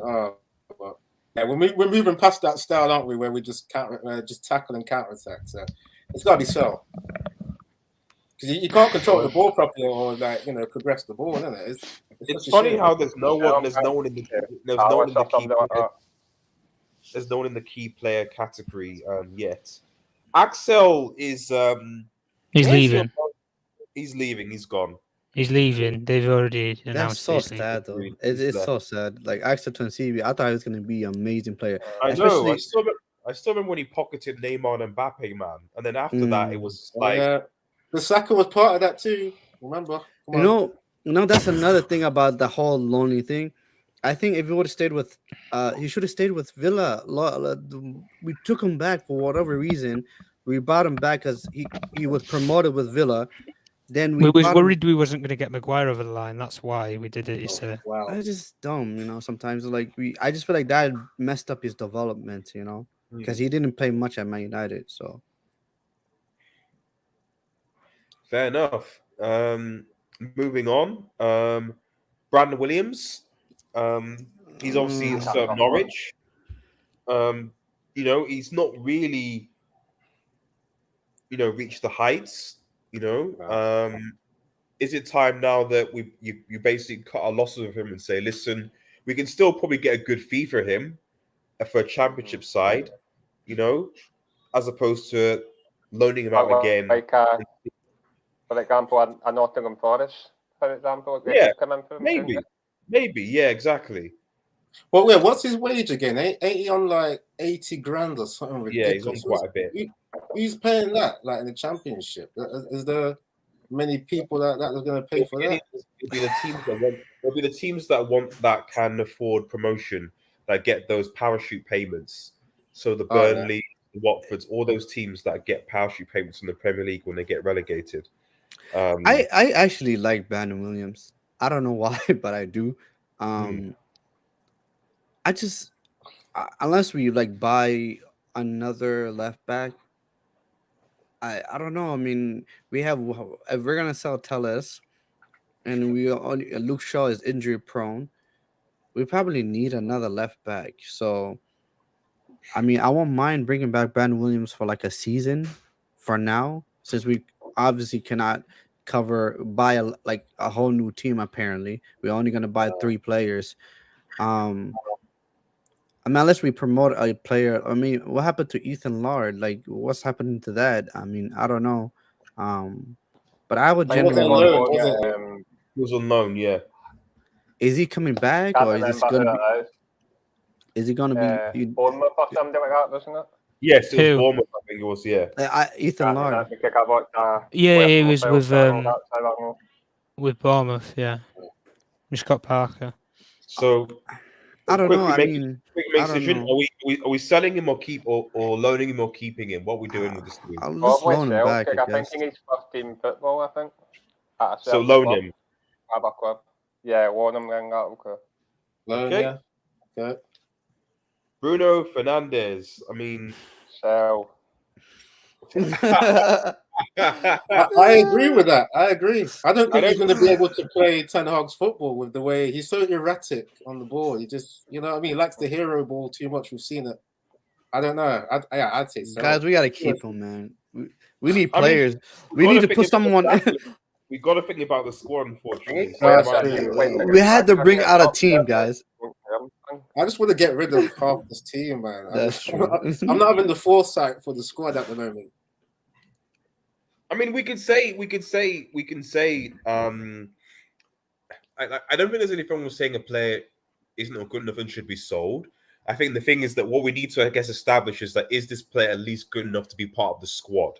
That's the thing. So if Bruno Fernandes is at least good enough to be part of the squad, then he still stays. So the players in the keep category are just, for me, just all the players that are good enough to be part of the United squad. The players in the key player category, the ones that are essential for the starting 11. So clearly, a lot of people don't think that Bruno is essential for the starting 11 because he's been garbage. But is he at least, at worst, a squad player who can come on and do something? And he has been an impact sub before. I'll keep Bruno. I mean, I rate Bruno. I understand we had an insanely crazy season and he's been terrible. And at times, I do agree with the notion that there's times where I do feel like we need to sell him because he's just wasteful in terms of possession. But I'll keep Bruno. I don't know. Like, I think let me ask you guys a question. I just want a yes or no from all of you. Is he a number 10 in your eyes? No. Because that's your say, G. No, he's not a number 10. And do you know the funny thing? When he was at Sporting Lisbon and his manager said he plays better as a number 8, not as a number 10. So why Man United have done this, I have no clue, because we're wasting his talent in a different area. We did it with Juan Mata. Juan Mata was a number 10. We saw against Brentford, his legs were shot, and he was our best player when we played him for one game at number 10. But we always played him out wide right. For whatever reason, nobody will ever know. Bruno Fernandes is the exact same. I would throw him in the exact same category. He's not a number 10.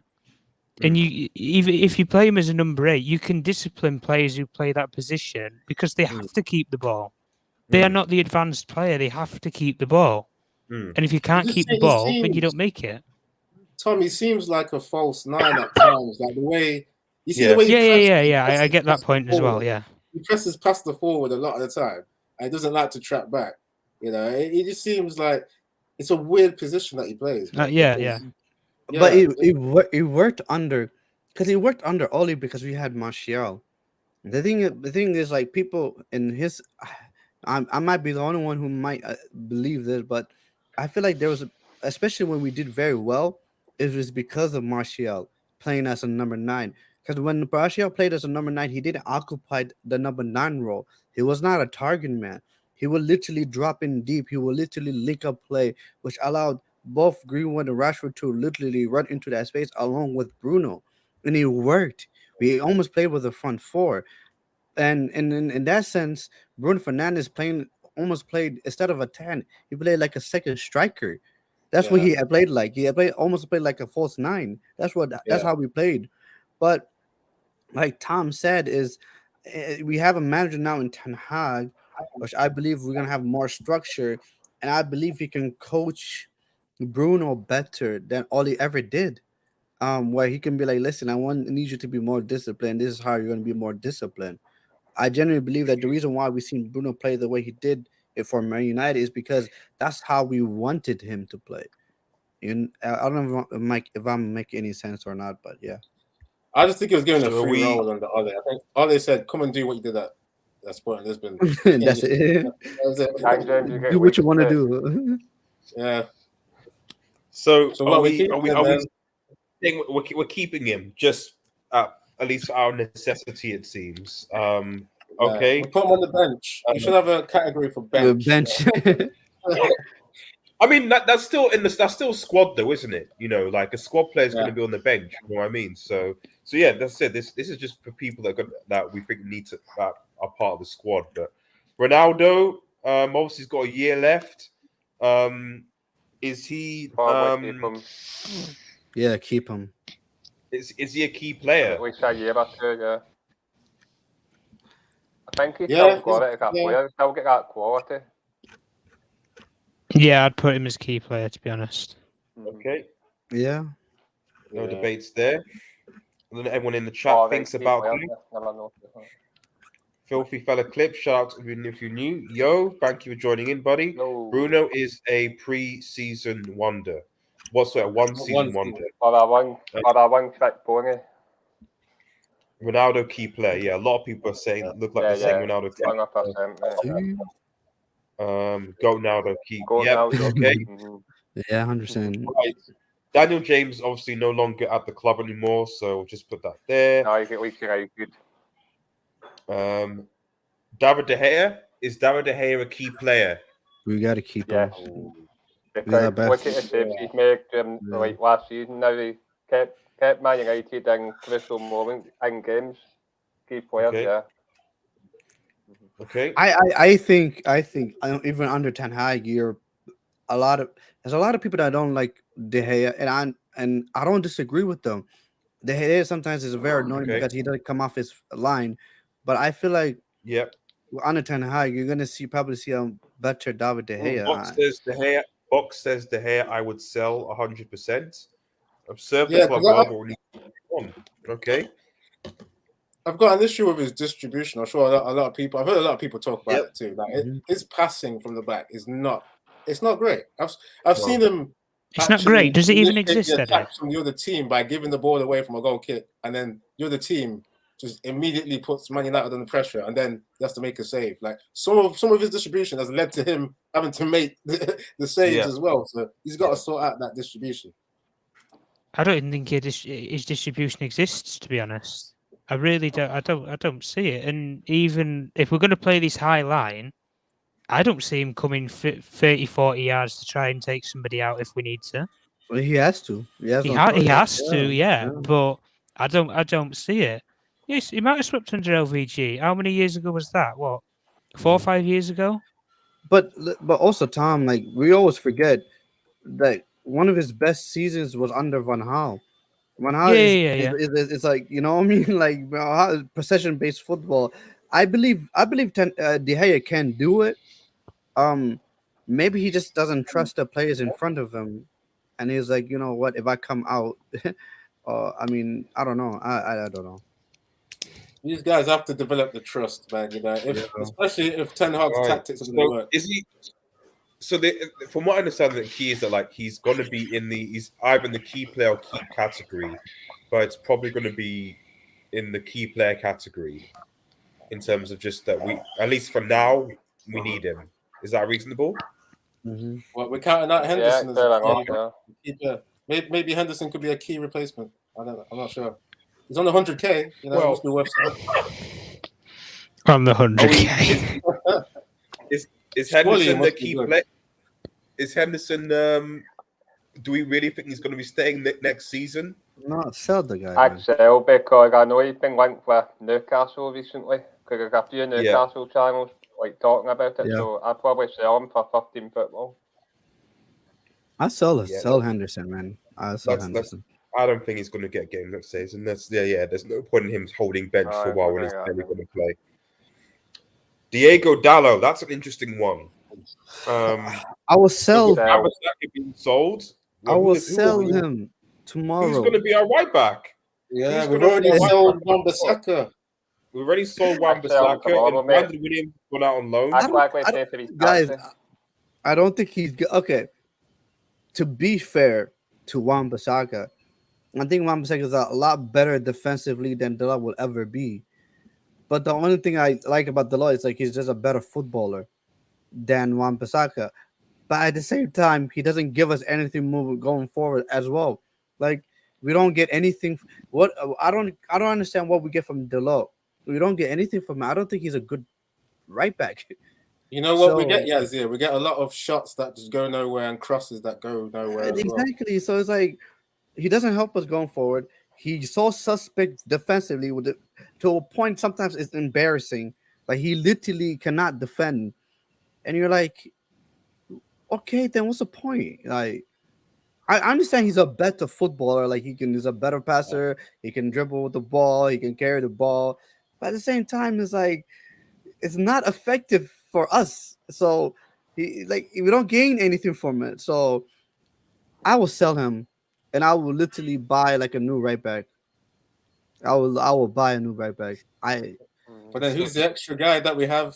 Like we give some kid a youth a chance, man. And we had to. Paddy McNair.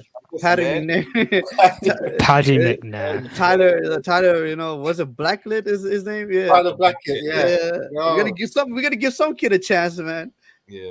Ethan Laird or something like Ethan could potentially play there as a So you would Yassi, what you're saying is you would sell Gallo and then sign a new right back and have 100%. Ethan Laird as backup. Yeah, I would definitely do that.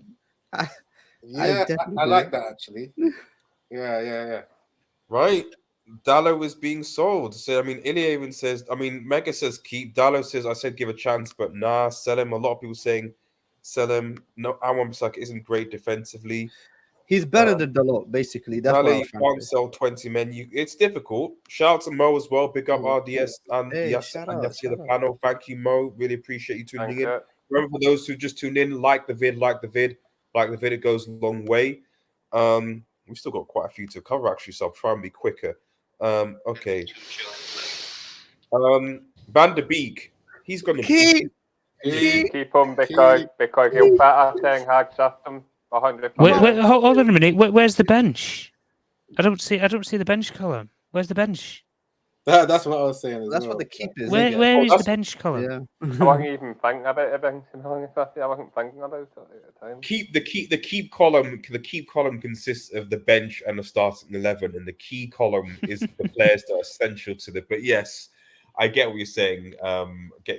Like, but come on. There's no way. Okay, if Van der Beek is on the bench, imagine the scenes. Imagine.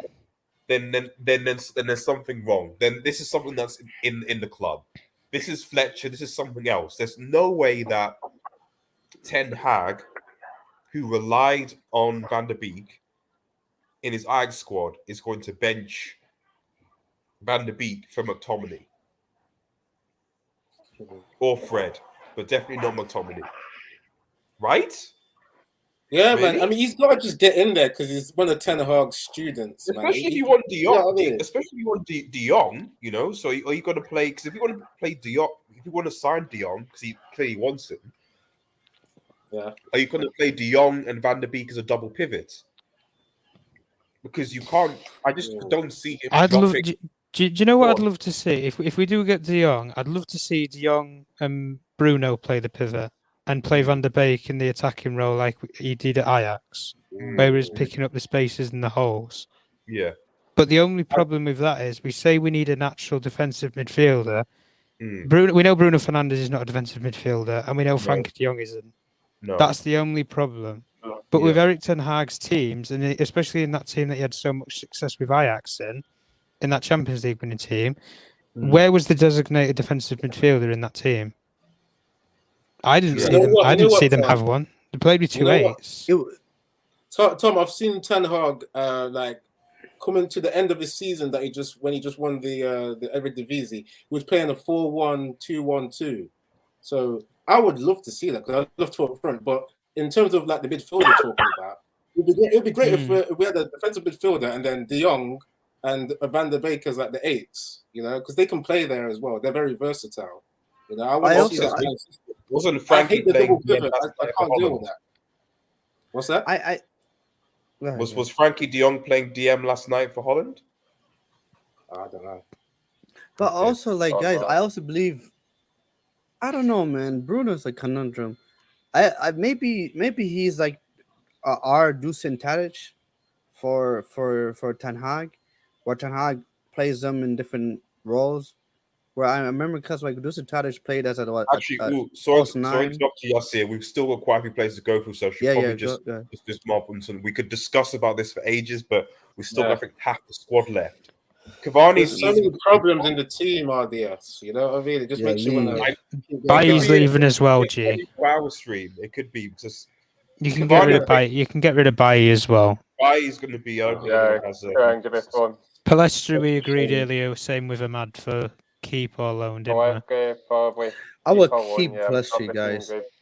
Yeah, keep him then. Yeah, I'll keep him. I'm trying to He see him seems at to a be United. performing quite well for country, you know. So on loan he's doing it. So yeah, it'd be nice to see him in the squad a bit more. Fredinho, we're keeping him. Yeah, probably keep, mate. Yeah, keep him. Yeah, he's a good. At best, you know, at worst, he's a good squad player. At best, like he was actually one of our better performers this season. At best, but at worst, he's a semi-decent squad player. It is what it is.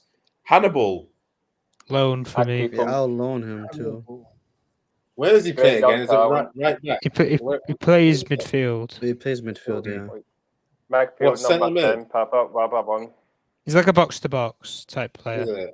Oh, I'd really like to see more of him, you know. I really want to see him in the team. This is the problem. He's not going to get games. Yeah, I think Hannibal needs games, guys. So I will loan to him. be honest, I wouldn't have minded trying Hannibal in the Bruno position, to be honest. It's not a bad show. You know how we do, because I mean he can't be any. You know, considering some of the stuff that Bruno has done, this season could Hannibal be even worse than that? We said that so many times, guys. I don't know. Can he do any worse? So we keep Hannibal, or we put him on loan? Maybe put him on loan, maybe. Yeah, I'll loan him. Him. Yeah, probably long him out. You get more game time. Yeah. Right. Okay. So slap hang the bun. Harry Beckenbauer. Oh, don't say that, please.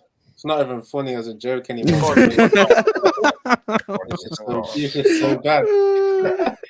The amount of interaction I have had with the man himself who said those quotes, I mean... At least he's taking it back. Oh, he's cooking on that stuff now. Harry Beckenbauer, man. Do we have can we put a fire section? Listen. If Romelu Lukaku, if Chelsea can get a 20 million loan fee, I think we can get something for Harry Maguire. Surely that's all I'm going to say. Yeah, I'll sell him, man. Let's sell him, man. Right. With Maguire, we just need to get A I over mean, lot it. of people are coming. 1, 2, 3, 4, 5, 6, 7, 8. We almost got a full squad of players to sell yet. Maybe we'll get to a squad. Jadon Sancho Oh, come on. Keep. is I- the key. I think I Keep, mate, Joseph, yeah. I think he could go as far as key player. Yeah, be I honest. agree. I agree. I think he could be our Yeah. key player. Good point, mate. Okay. Yeah. Mm. Yeah. Hopefully. Now, this is an interesting one because I'm interested to see what people think about it because Yeah, obviously I got Nottingham Forest obviously got promoted. Very We know successful that there, Ghana was a very key, player to that. How do people view Ghana and his I role think in the United going forward? I think me, he. Go ahead. Also, one time, go on.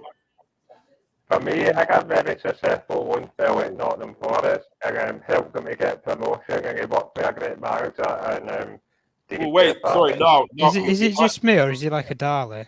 Yeah, Like, your Yeah, mic is I can't hear him. funny. Sorry, Try- can you hear me? try leaving now and coming back in. That sometimes works. Try that mic again. You seem a bit clearer. Go on. Can you hear me? Yeah.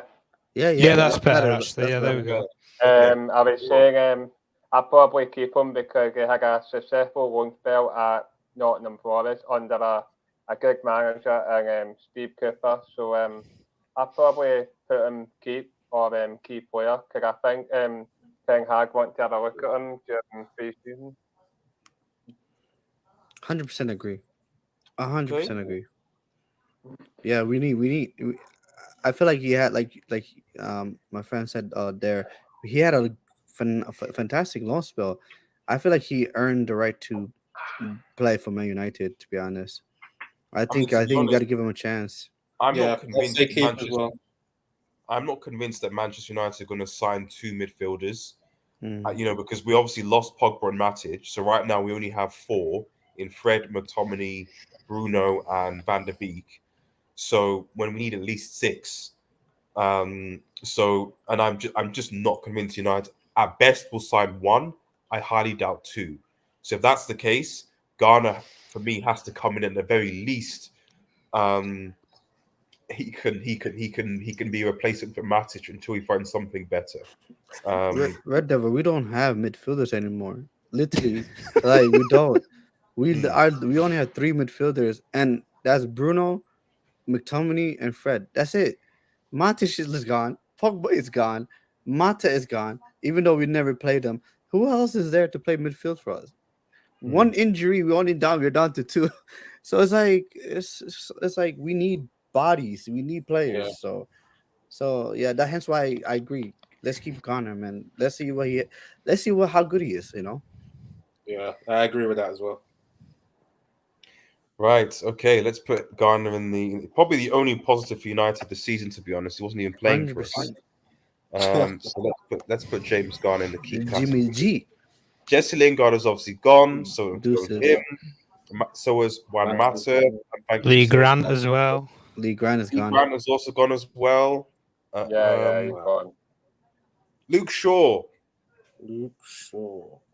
Who we got at left back? Well, we've already sold Tellers, haven't we? Yeah, we So- need to Sold keep him. already. We need to keep him, man. We Yeah, have no left back. We need fullbacks in both positions in the summer round, don't we? Both right and left back. Yeah. I can just see Man United keeping him because I just think that okay, he's had some injuries, but then he's just been that guy in it where it's just like I don't know. I just get a sense that people will want to see him resurrect his career again and just Again? try and be better. Yeah, again. I just see him having another life again. So and then we're struggling for left backs anyway. So I think he'd be kept. It says Burger Shaw out.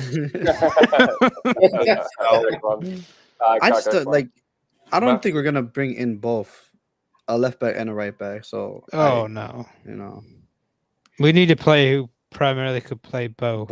Yeah. It's very rare you're gonna find someone like that. Yeah. Dennis, literally the last player that I know, and maybe I'm obviously older than you guys, that could do it was a player called Dennis Irwin. Dennis Irwin, yeah. Dennis Irwin was one of the best United fullbacks of all time because he could play both sides very well, and people forget he was actually key in us getting those corners Mhm. in the 98-99 treble season. So for Solskjaer's goals, but I've not seen a player like that for United since that is talented on both sides. And I don't think we've actually had a good right back since Neville. And Neville wasn't that great. He was okay. Even Valencia, RDS. Valencia was all right. Yeah, Valencia was another one, I guess. I mean, again, he was all right, but he wasn't like. We also had Raphael, right? Oh, okay.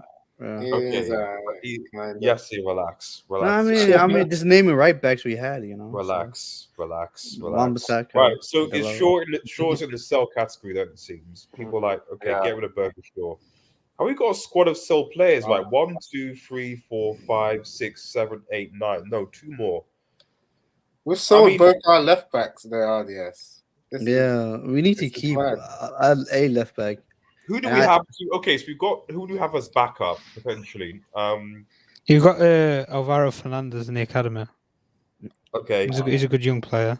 Okay, and we do have Brandon Williams on loan, so I guess we could recall him. Okay, that's fine. Yeah, no, we can sign a new left back. So we need to sign a new left back, a new right back, and a midfielder. That's actually doable if you think about it. That's doable, but the club is not thinking like us. No, club don't want to do that. They want to keep, they want to not spend money. So they want 3 players. Apparently, that's crazy. I forgot about that, Phil. This is going to be controversial, but Marcus Rashford, is there still talent in Marcus Rashford, or is it over for the guy? I'll keep him, man. I want Ten Hag to do what Louis van Gaal did and actually coach the kid. That's what I want. Give them some instructions and some guidance. Yeah. He was very good under Van Gaal, as was Martial. So it's possible. Sorry. So we keep. Yeah, I'd say keep, because like I just keep thinking back to Van Gaal's. Like some of these guys are Van Gaal's children. Just like I was saying about Martial, but apparently we're gonna get rid of him. But maybe keep Rashford. But I mean, English as well. He was the darling, the guy that was really getting goals a few seasons ago. Maybe under the coaching, like Tom is saying, you could see a new Rashford again. So the chat seems to disagree with you guys.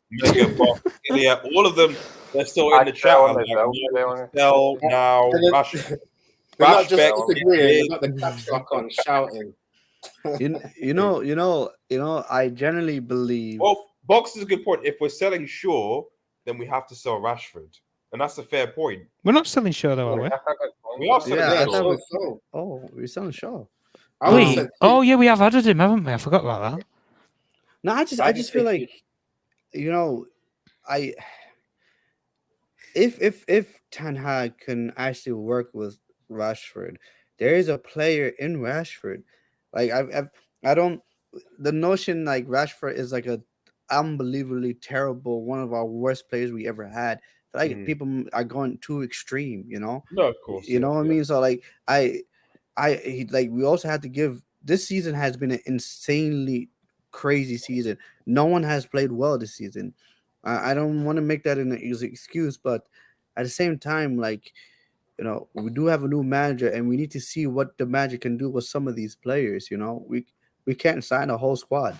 We simply can't. And to the point about Martial, if Martial was not 26, if Martial was 24, the same age as Rashford, I would have said the same thing. Let's keep Martial as well. I just feel like it's I don't know, with Rashford, I'm like, he's gonna have a coach for once in his life, and if it doesn't work out with Rashford, we can always sell him. So I think he's one of those players who will always have some kind of sell-on value. Yeah, 100%. Yeah, apparently Barcelona wanted him before, didn't they?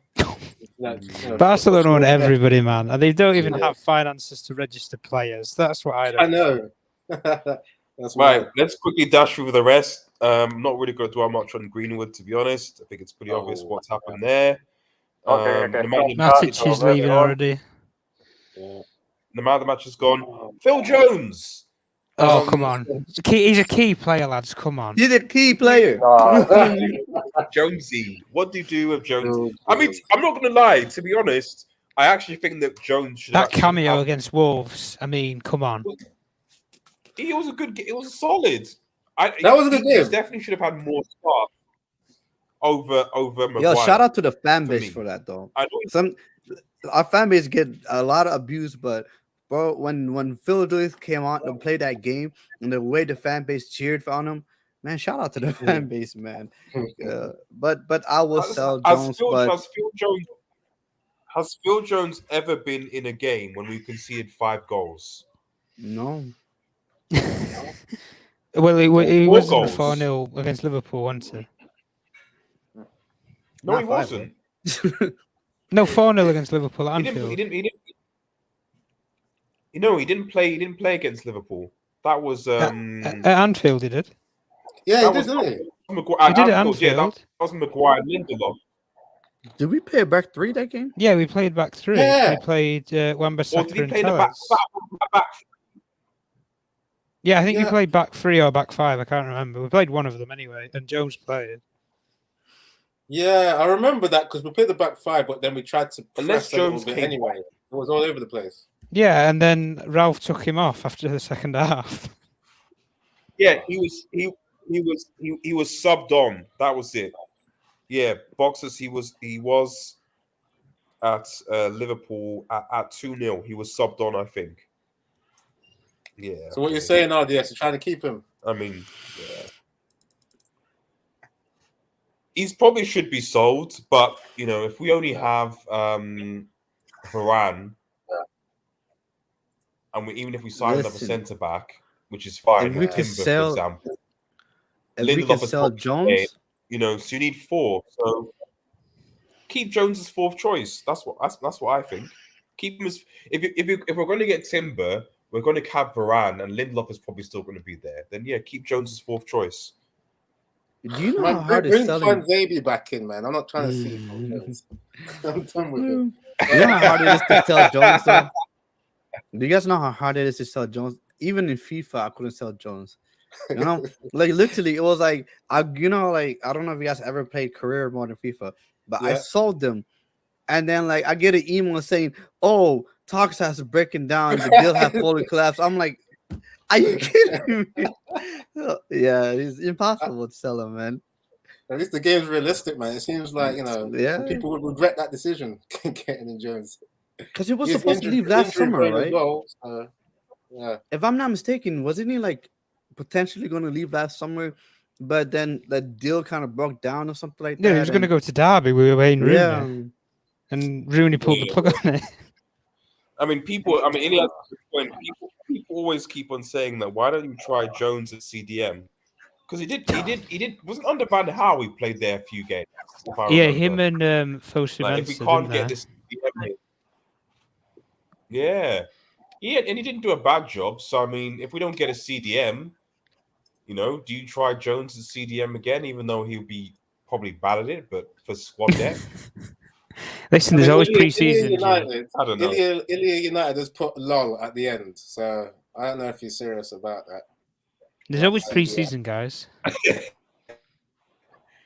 Right, that guy. Jones, I'm sorry, you're gonna have to be sold, buddy. And how many? 1, 2, 3, 4, 5, 6, 7, 8, 9, 10. One more. Varane, keep. Probably keep, I think. Keep for Varane, even though he's picking up his fair share of injuries, which isn't really helpful. Scott McTominay. Scott McTominay. I probably sell him, man. I'd want to sell him. Sell him. Sell the guy. Sell him. How many do we have left? Yeah. We're selling him. Okay, But we're gonna Van sell der Beek, McTominay. Fred left, and Ghana. Yeah. And We're Bruno. fine. We're good. And signings. Okay, McTominay. We'll Sorry, figure buddy. out. We'll figure that out after we sell him. If we need more midfielders, just get him out. let's get him out. Shola. Yeah, I want to sell him. Shola. Yeah. Shola, who's obviously, I think he played a bit under Ollie. Did he? I think he's in the academy now. Still, like just on 23. Should he just be loaned? Yeah. Sorry, is this Shoretire? Shoretire, yeah. Go on Just now, a, say that just a again. loan. Go on now. I say I loan, I think. Loan. Yeah. Loan. I say loan. Loan him out. Okay. Yeah, there's potential there. Loan. Now, Tahith Chong is on loan, but is his contract out now? I think he might be being I released. forgot about him completely. Tom might be able to help me. Already. Sorry, he's come back. Tom, quick thing about He is Tahith Dutch, Chong. though. Is he finished? Is he in his last year? Yeah, he's got one more year left. Okay, so are we saying that this guy probably should be sold? Right as yeah, well, yeah. aren't you? Really? I mean, he is Dutch though. Yeah. So that Oh. matters. Maybe. What do you think that maybe Ten Hag might? He's Dutch. I mean, that's all. I'm just gonna put it out there. He So is he's Dutch. Dutch. So he's going to turn him into Iron Robin. Is that what you're saying? No, that. But Oh, come on. There's always that'd be my wish. there's always national bias. I don't care what people say. He is right. Like if you have Of like, course. especially with Ten Hag with English, he's still getting used to things. If you've got players in it's like Eric Dyer. People like when Mourinho was there. Why did Eric Dyer place him in the sentence? Because Eric Dyer speaks good Portuguese, so he was able to communicate the coaching instructions to the rest of the team. So yeah, I don't Really? underestimate the fact that that's why he trusted the dude. So I don't underestimate the fact that when a manager comes in who's from another nation where English is the first language, that they will obviously put more faith, at least initially, into the players that come from their homeland as opposed to not. So hence Van der Beek, obviously De Jong if he comes, and possibly, as Yasser said, Tahith Chong if he goes on pre-season, So yeah, I mean, he probably might be a squad player actually. So he plays right wing, doesn't he? Yeah, but we've kept Ahmad, we kept Palestri, and we've kept. Obviously, we're keeping Sancho, isn't it? That's like 3 right wingers. Like, where can you play left wing? Maybe he could, rotate there. I don't know. I mean, can he play left back considering we've not gotten it at this point? Can Ten Hag turn him into a left back? Turn him into a wing back. Do an Antonio Conte. Yeah, I mean, if he wants a career at United, man.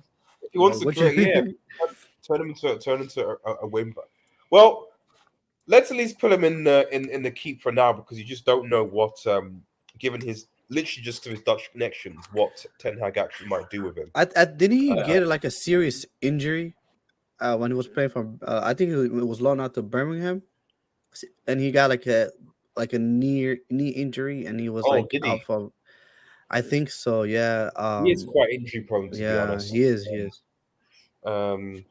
Yeah, I mean, he's literally only here because he's Dutch. That's basically that's the stick of it.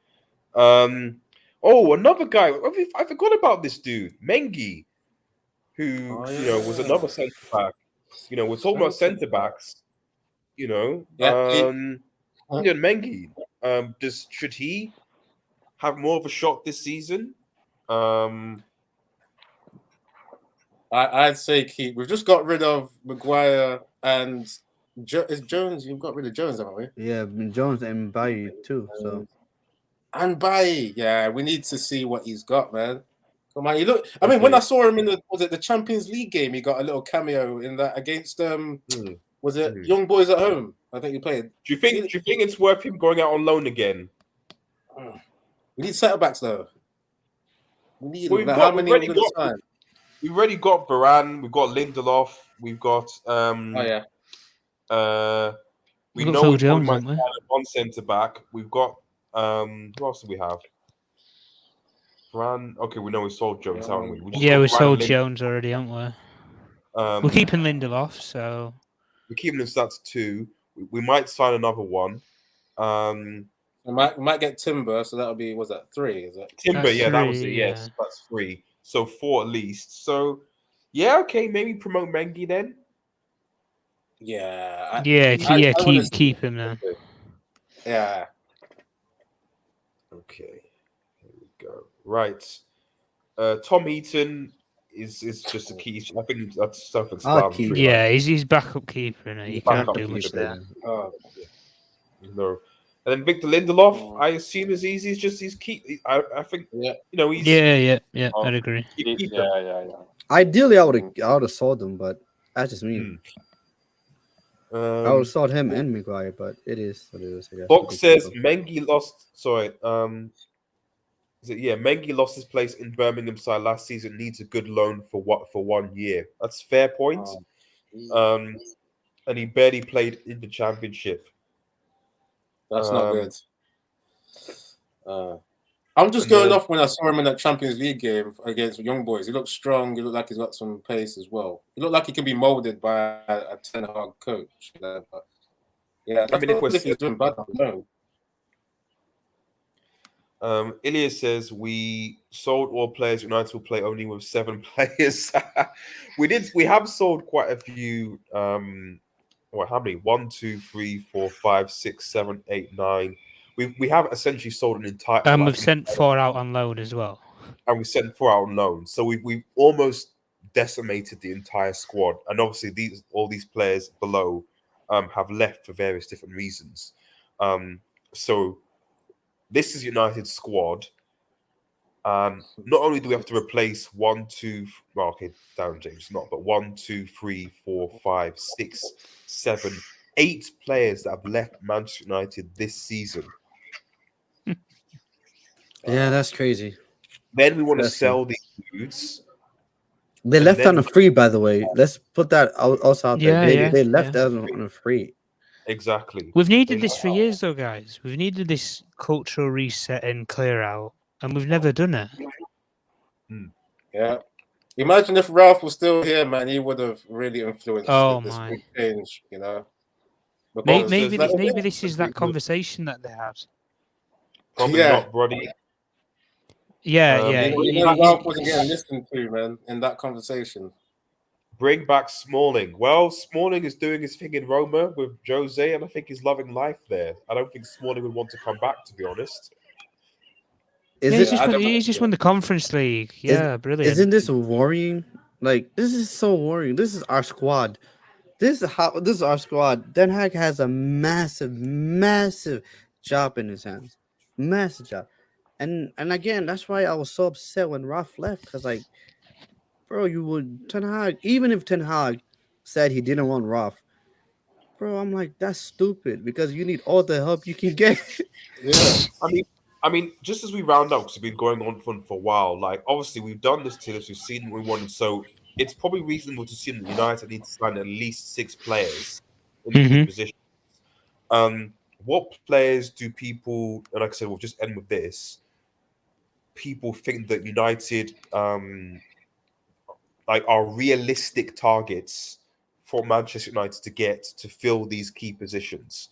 It looks like from what we see, we need a right back, a left back, a defensive midfielder, probably a central midfielder, and maybe I don't think we actually need a winger. Maybe another forward or attacker or striker.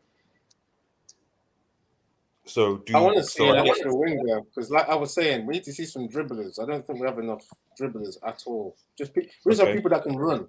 That's it on the wing. Like maybe Sancho can dribble a bit, but I've not seen that in this first season enough. But we need more. We need more dribblers. Martial can dribble. Yeah, like he's injury prone. Yeah, I mean, he's not going to be staying, is it really? So we can count him out, can't we? We're not keeping him on our team. So, I mean, I've just made a list of some players. Can I just say my players now that I just listed down? Yeah, go ahead. Because I just try to be realistic as well. Because I'm just tempted to go into fantasy players, but I heard Yeah. we're linked with Nkunku, right? He's Okay. got some dribbling skill. He knows the gegenpress system, so he knows that's obviously similar to what Ten Hag plays. He plays the high pressing system as well. So immediately, someone that would be likely to fit into the system. De Jong, we need to just hurry up and sign this guy. He needs to just put the Barcelona dream behind him, come back to daddy, and get the real coaching. That's it, man. You know, he's like, I want to play Champions League football, which you don't have. But okay, yeah. We He's a can give it major to him part. next season. Next season. That's what Daddy Hag should say. No guarantee for next season in the Premier League, but you know. I but, think Darwin okay. Nunez wants to play for the Champions League team, doesn't he? Darwin Nunez. I wouldn't be surprised if Darwin Nunez. If we're going to get De Jong or Darwin Nunez, it's because we bribed them with. That'll be it.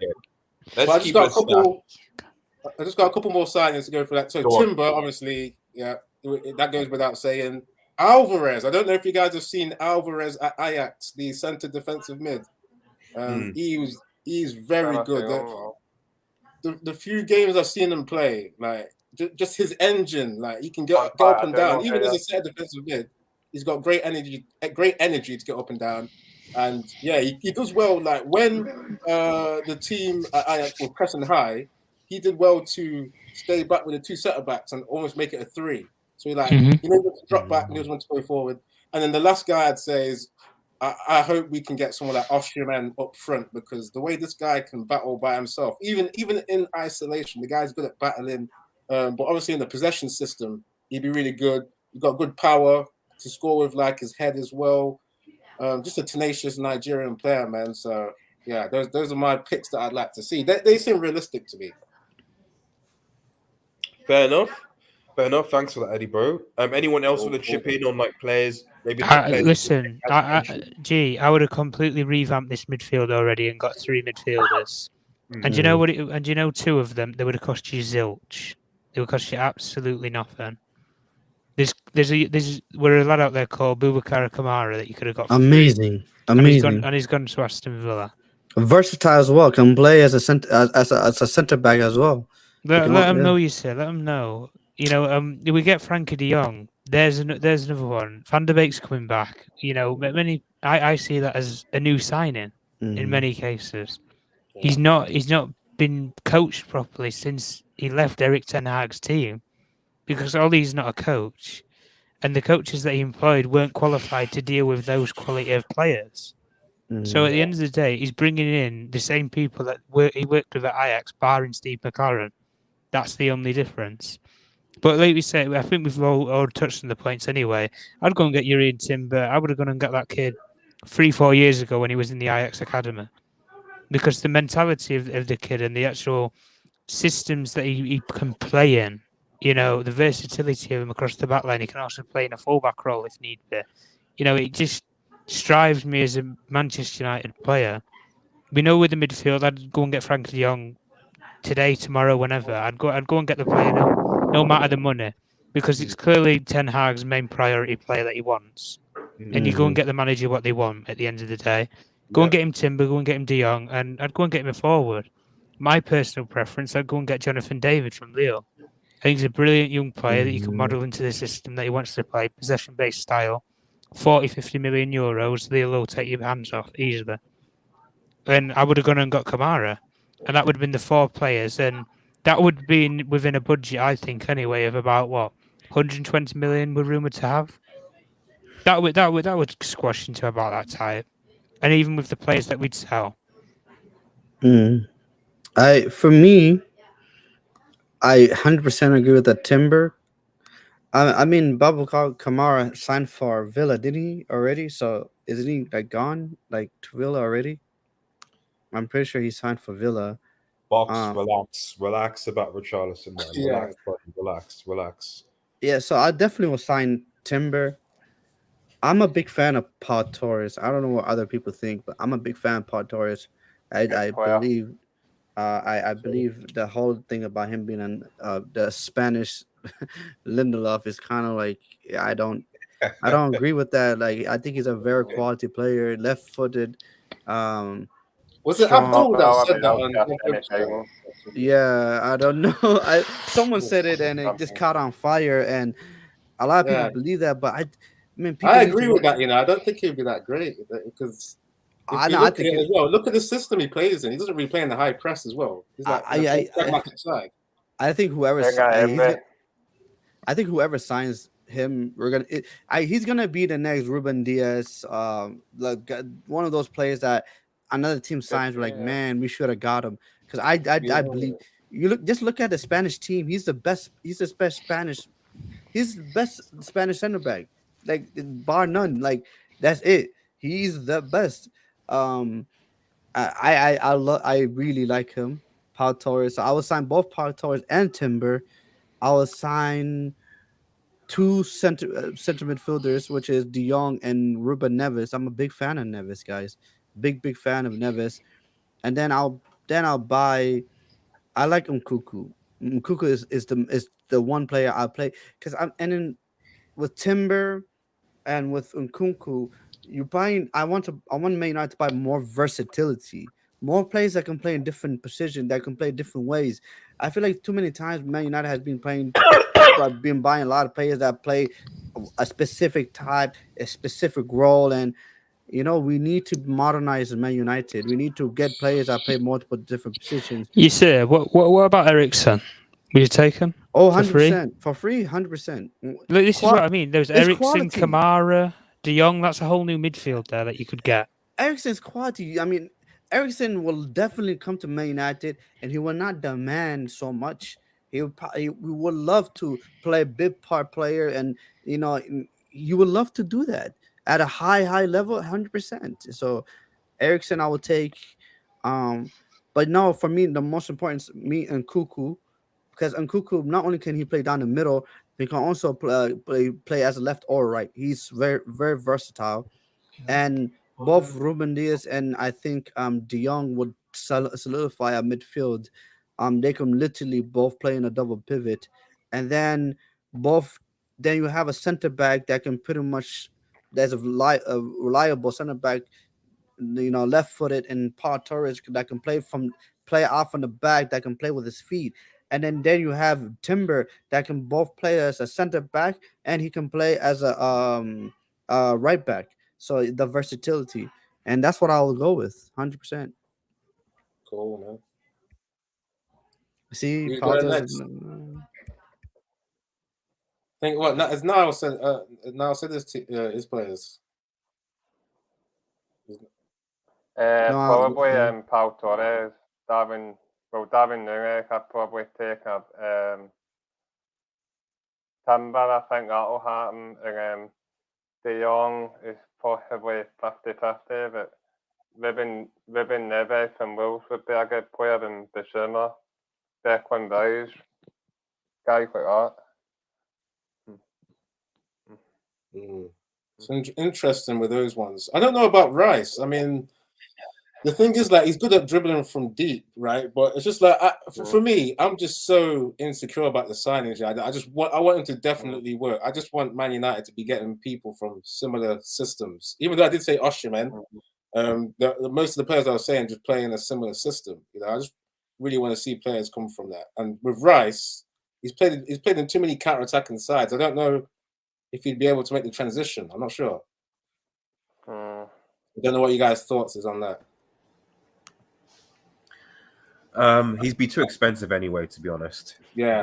West Ham want 100 million plus for this dude, and I love Declan Rice, but I just feel like we need to stop spending so much money on one single player. I mean, when was the last time we spent a lot of money on a player and it worked out? So, yeah, I mean, what are we gonna do? We're gonna spend over 100 million on a player after we let our 90 million pound midfielder and Paul Pogba leave for free. I don't know. I don't. It doesn't seem well with me. I mean, quality player though, absolute quality player, would definitely unbelievable revolutionize our midfield, but over 100 million is just insanity. That's crazy. Yeah, right. There seems to be a curse with these 100 million players. Like we look at Grealish, and we look at people like who else is that? Like when Lukaku. It's like when it gets to 100 million, there's just too much pressure on these guys, man. Yeah. I would definitely not touch him for that kind of price. I mean, like Coutinho left Liverpool to go Barcelona, and the guy is playing at Villa. So, so yeah. Right, guys, it's been a long stream, 2.5 hours actually, but we've got a lot. We reviewed the season. We had a nice tier list, which I think took the bulk of it because I think a lot of us got our feelings out. But I also appreciate everyone in the chat who tuned in, liked the vid, got involved. Really appreciate you guys. Shout out to everyone in the chat. Really appreciate it for getting part of the show. Shout out to the parent, obviously, Tom, Niall, Eddie, and Yasir. Guys, it's been real. Eddie also has a YouTube channel as well, beat on the panel, and of course Yasir has a YouTube channel as well. So can you both kind of plug your channels just before we head off? Yeah, so Eddie's Football Waffle. I'm on YouTube as well. Yeah, I just do like shows by myself right now, just doing like some memes, doing some commentary, just try to add some levity to the commentary that I do. So if you just want to just like and subscribe, check me out, and everyone keep hitting the like and subscribe to Red Devil as well. Thanks for having me on as well, man. It's been a good long show. We've been a little bit therapeutic as well, man, to get some of these to get points it out. Thanks again, bro. Yeah. No, that's it. Go on, man. Yeah, my channel's called YUFC. I just random stuff. A lot of times talk about this is like a therapy session for me to talk about Man United, but I do talk about other stuff like other football teams and stuff like that, and anything that happened in football. Sure.